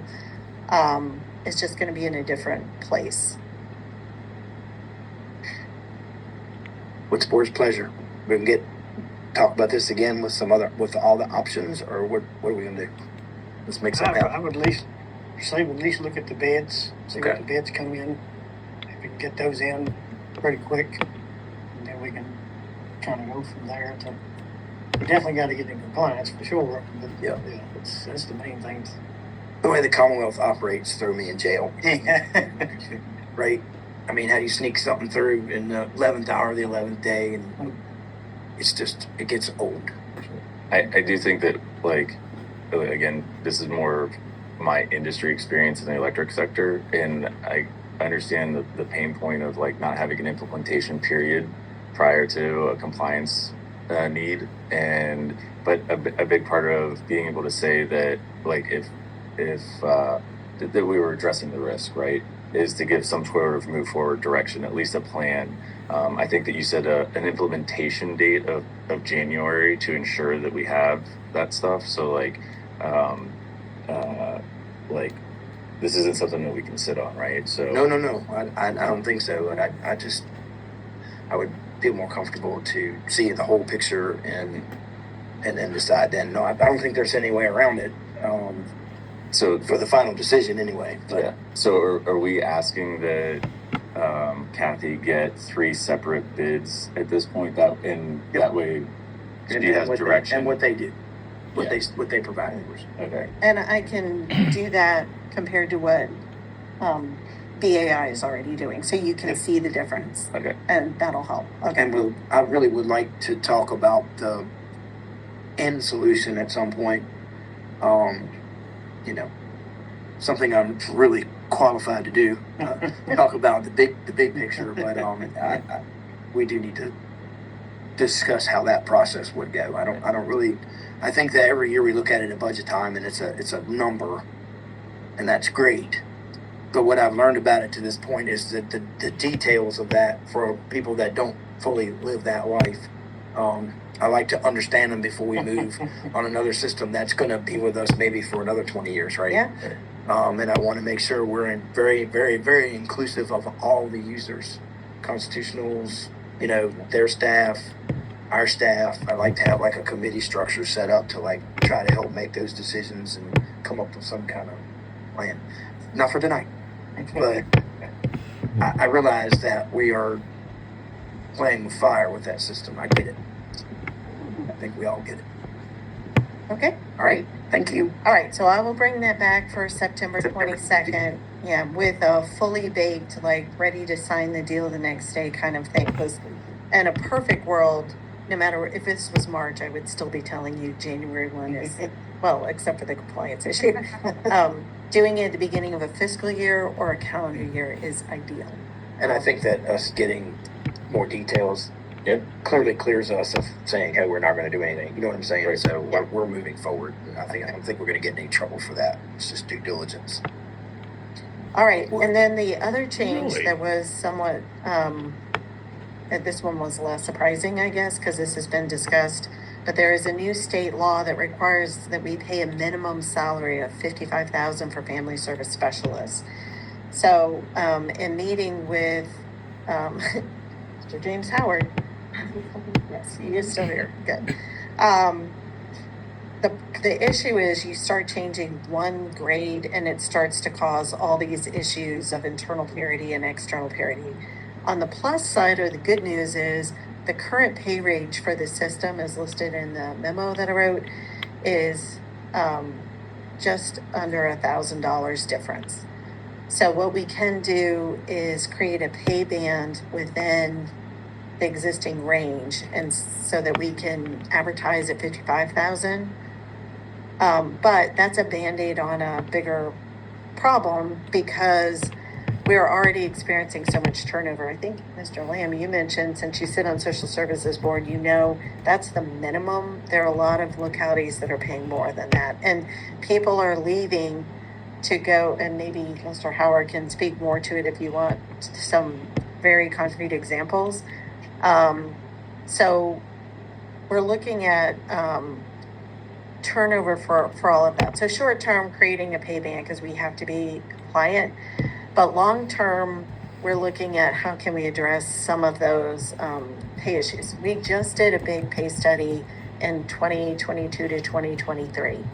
So I'm not proposing that we redo another big giant pay study like that. But the data that was used for comparison is out of date.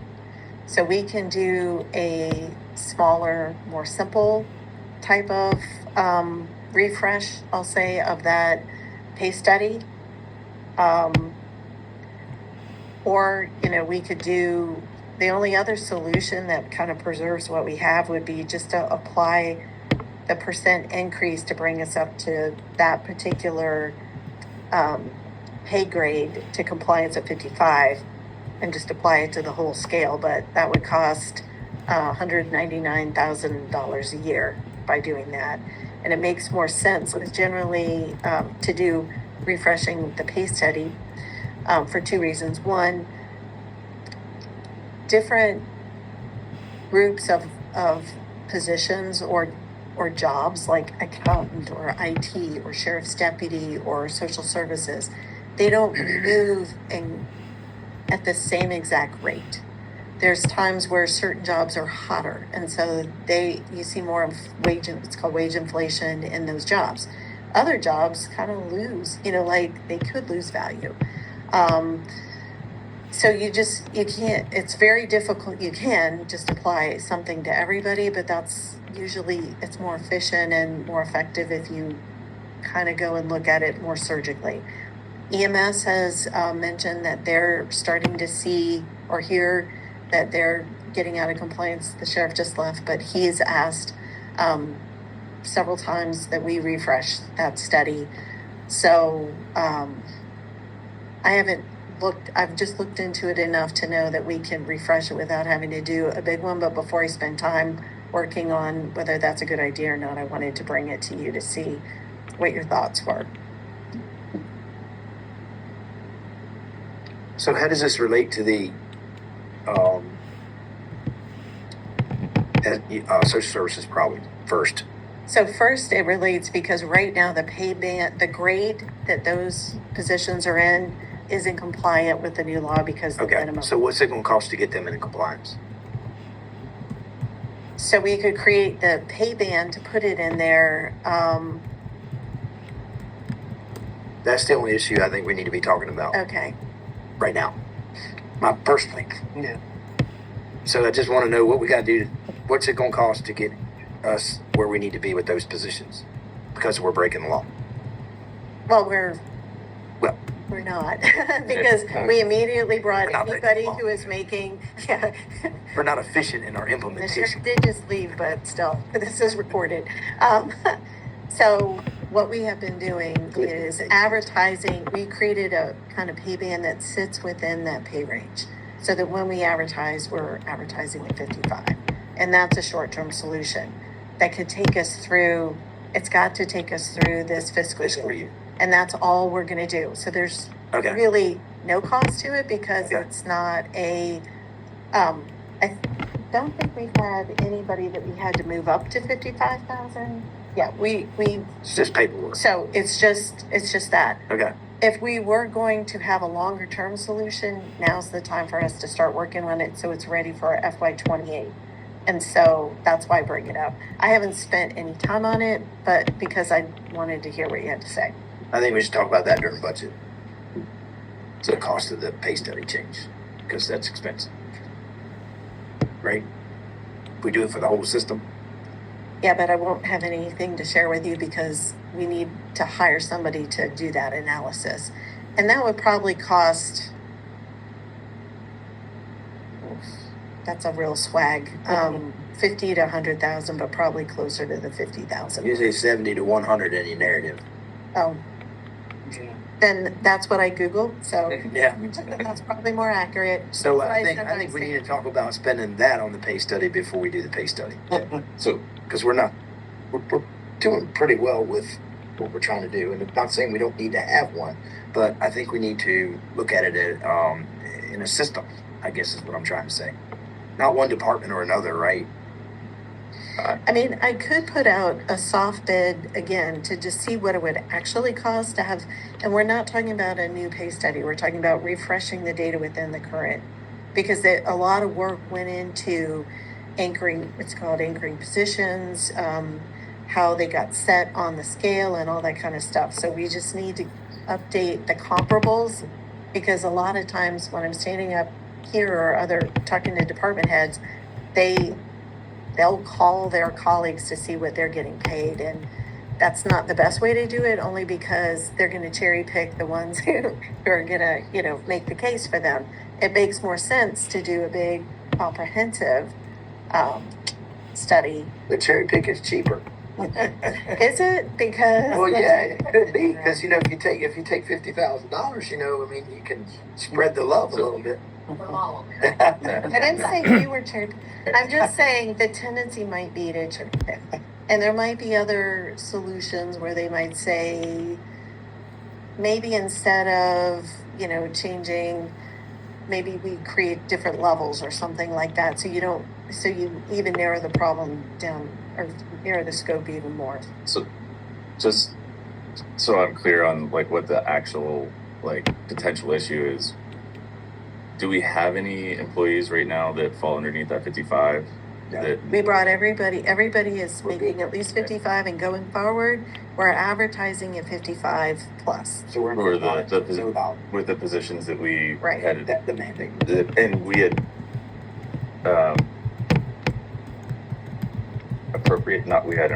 we in our budget, right, to social services. Yeah, was one of because they're already making that. okay, But they just have to update the paperwork to show that's the range. okay. When we advertise it. And so, and within on our scale, when we have to turn in things for audits and stuff like that, I'm going to turn it in showing the pay band, because otherwise, if you look at the grade and then you look at a scale, you're going to see, wait a minute, there's a difference in here. So that's got to last us for at least through this fiscal year. There's nothing, even if you were saying, I wish you'd done this study, update yesterday, it still takes time to gather the data. You have to normalize data so you're comparing apples to apples and all that kind of stuff. So What I could do is look into this a little more and we bring it back as an item for discussion again. So that's all I wanted to know is, are you good with me looking into it a little more and then bringing it back so we can Well, the pay study is not the mandate. The mandate was the 55,000, so that's covered. So as far as I'm concerned, I'm good. Yeah, just change the writing. Right. Writing if they're advertising For now. to update us on that. Yeah. every year we're going to get, like a bigger gap between what the state says we have to pay and what our scale's going to pay, because there's escalations. At 55 wasn't, and there is 55 for forever. It has escalations too. So right now the gap's pretty small. So at some point we are going to have to address it more holistically. That's right. Okay. So for right now, what I'm hearing you say is do nothing on, just do the pay band like we're doing and do nothing else. That's correct. Okay. All right. And then this one's You're over your 10 minutes. Yeah. by choice.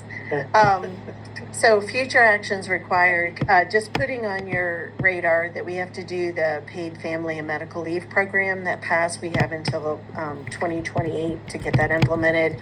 That's going to require us to, plan for that compliance, update our payroll system, amend personnel policies, communicate the changes to employees, and then I'll bring you a more polished plan, but because I haven't worked on this at all, I did implement it other places, so it's not hard, and I don't know, I haven't even looked into what that'll cost, but I'll bring that back to you.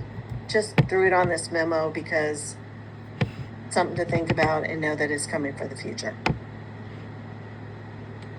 Okay. Every day's a new day. That's right. And who knows what other unfunded mandates we'll have to deal with next year. And just actually digging through, there's a few other things, but they weren't as high profile. Like they're more like little itty bitty impact kind of things. I think that people are preparing that collective bargaining will be a big topic and will come in some form next year to be implemented at some point. Yeah. So stay tuned. Because there will be, even if, like for the bill that got vetoed, I think that's why other things got put onto other bills to get some of these other ideas or issues required. And even if, again, a new big collective bargaining bill doesn't pass, we probably will have some other mandates that come out of it. All right. Right. Thanks. Great news. Thank you. We're going to make an agenda item on unfunded mandates.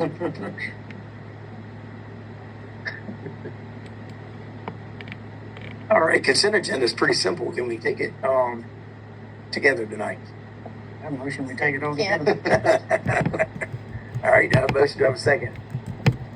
All right, we have a motion and a second to approve the consent agenda. Roll call vote. Ms. Durr. Aye. Mr. Goolsby. Aye. Mr. Hartog. Aye. Mr. Lamb. Aye. And the chair votes aye. Action item. Resolution to allow the county administrator to execute fall 2026 Rescue Squad Assistance Fund grant application. Terry Biggie is back as the grant writer. Yes, twice tonight. Thank you for letting me present this request tonight for your consideration.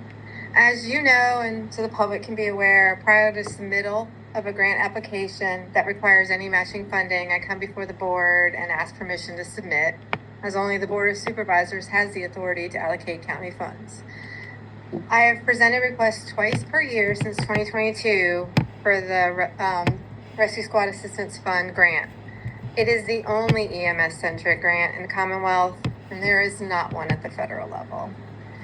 Greene County Emergency Management Medical Services is the sole emergency agency serving Greene County, which presents unique challenges to the delivery of timely emergency medical care, including rural roads, steep terrain, wooded areas, unpaved and unimproved roadways, large private properties, and recreational areas.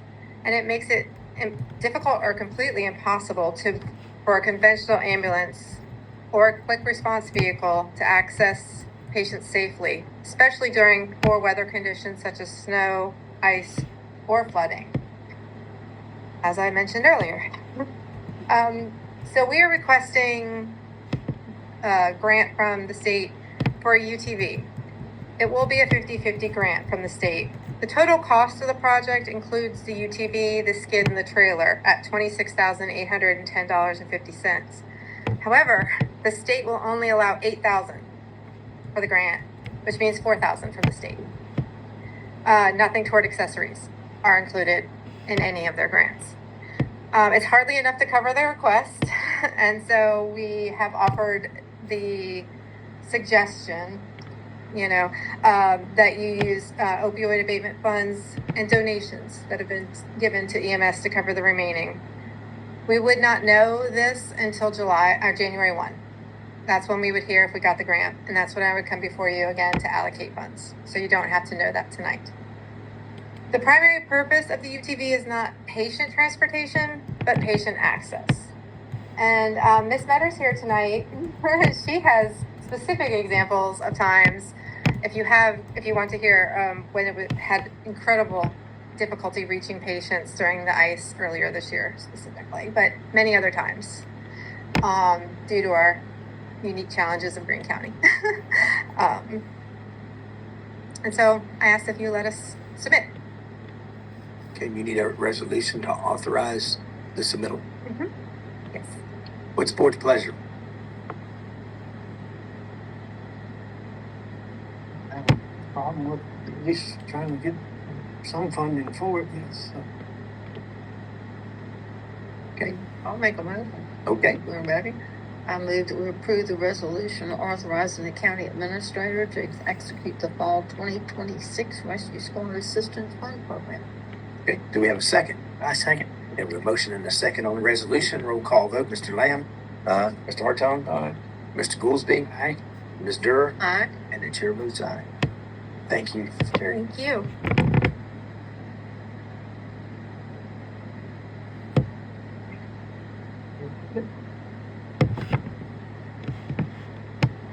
Board liaison reports. Who would like to go first?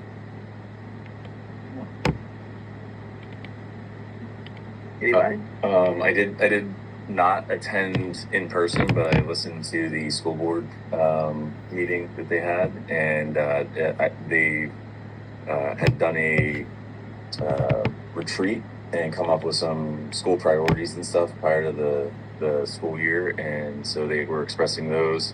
I think it'll be really interesting. I know that we have a workshop coming up with them, so I'm not going to try to steal their thunder or anything. And they did talk about the 1% referendum that's on the docket for November. And again, I'll let them kind of talk to that. There was some discussion about school growth, expansion of the number of children coming into the county and stuff like that.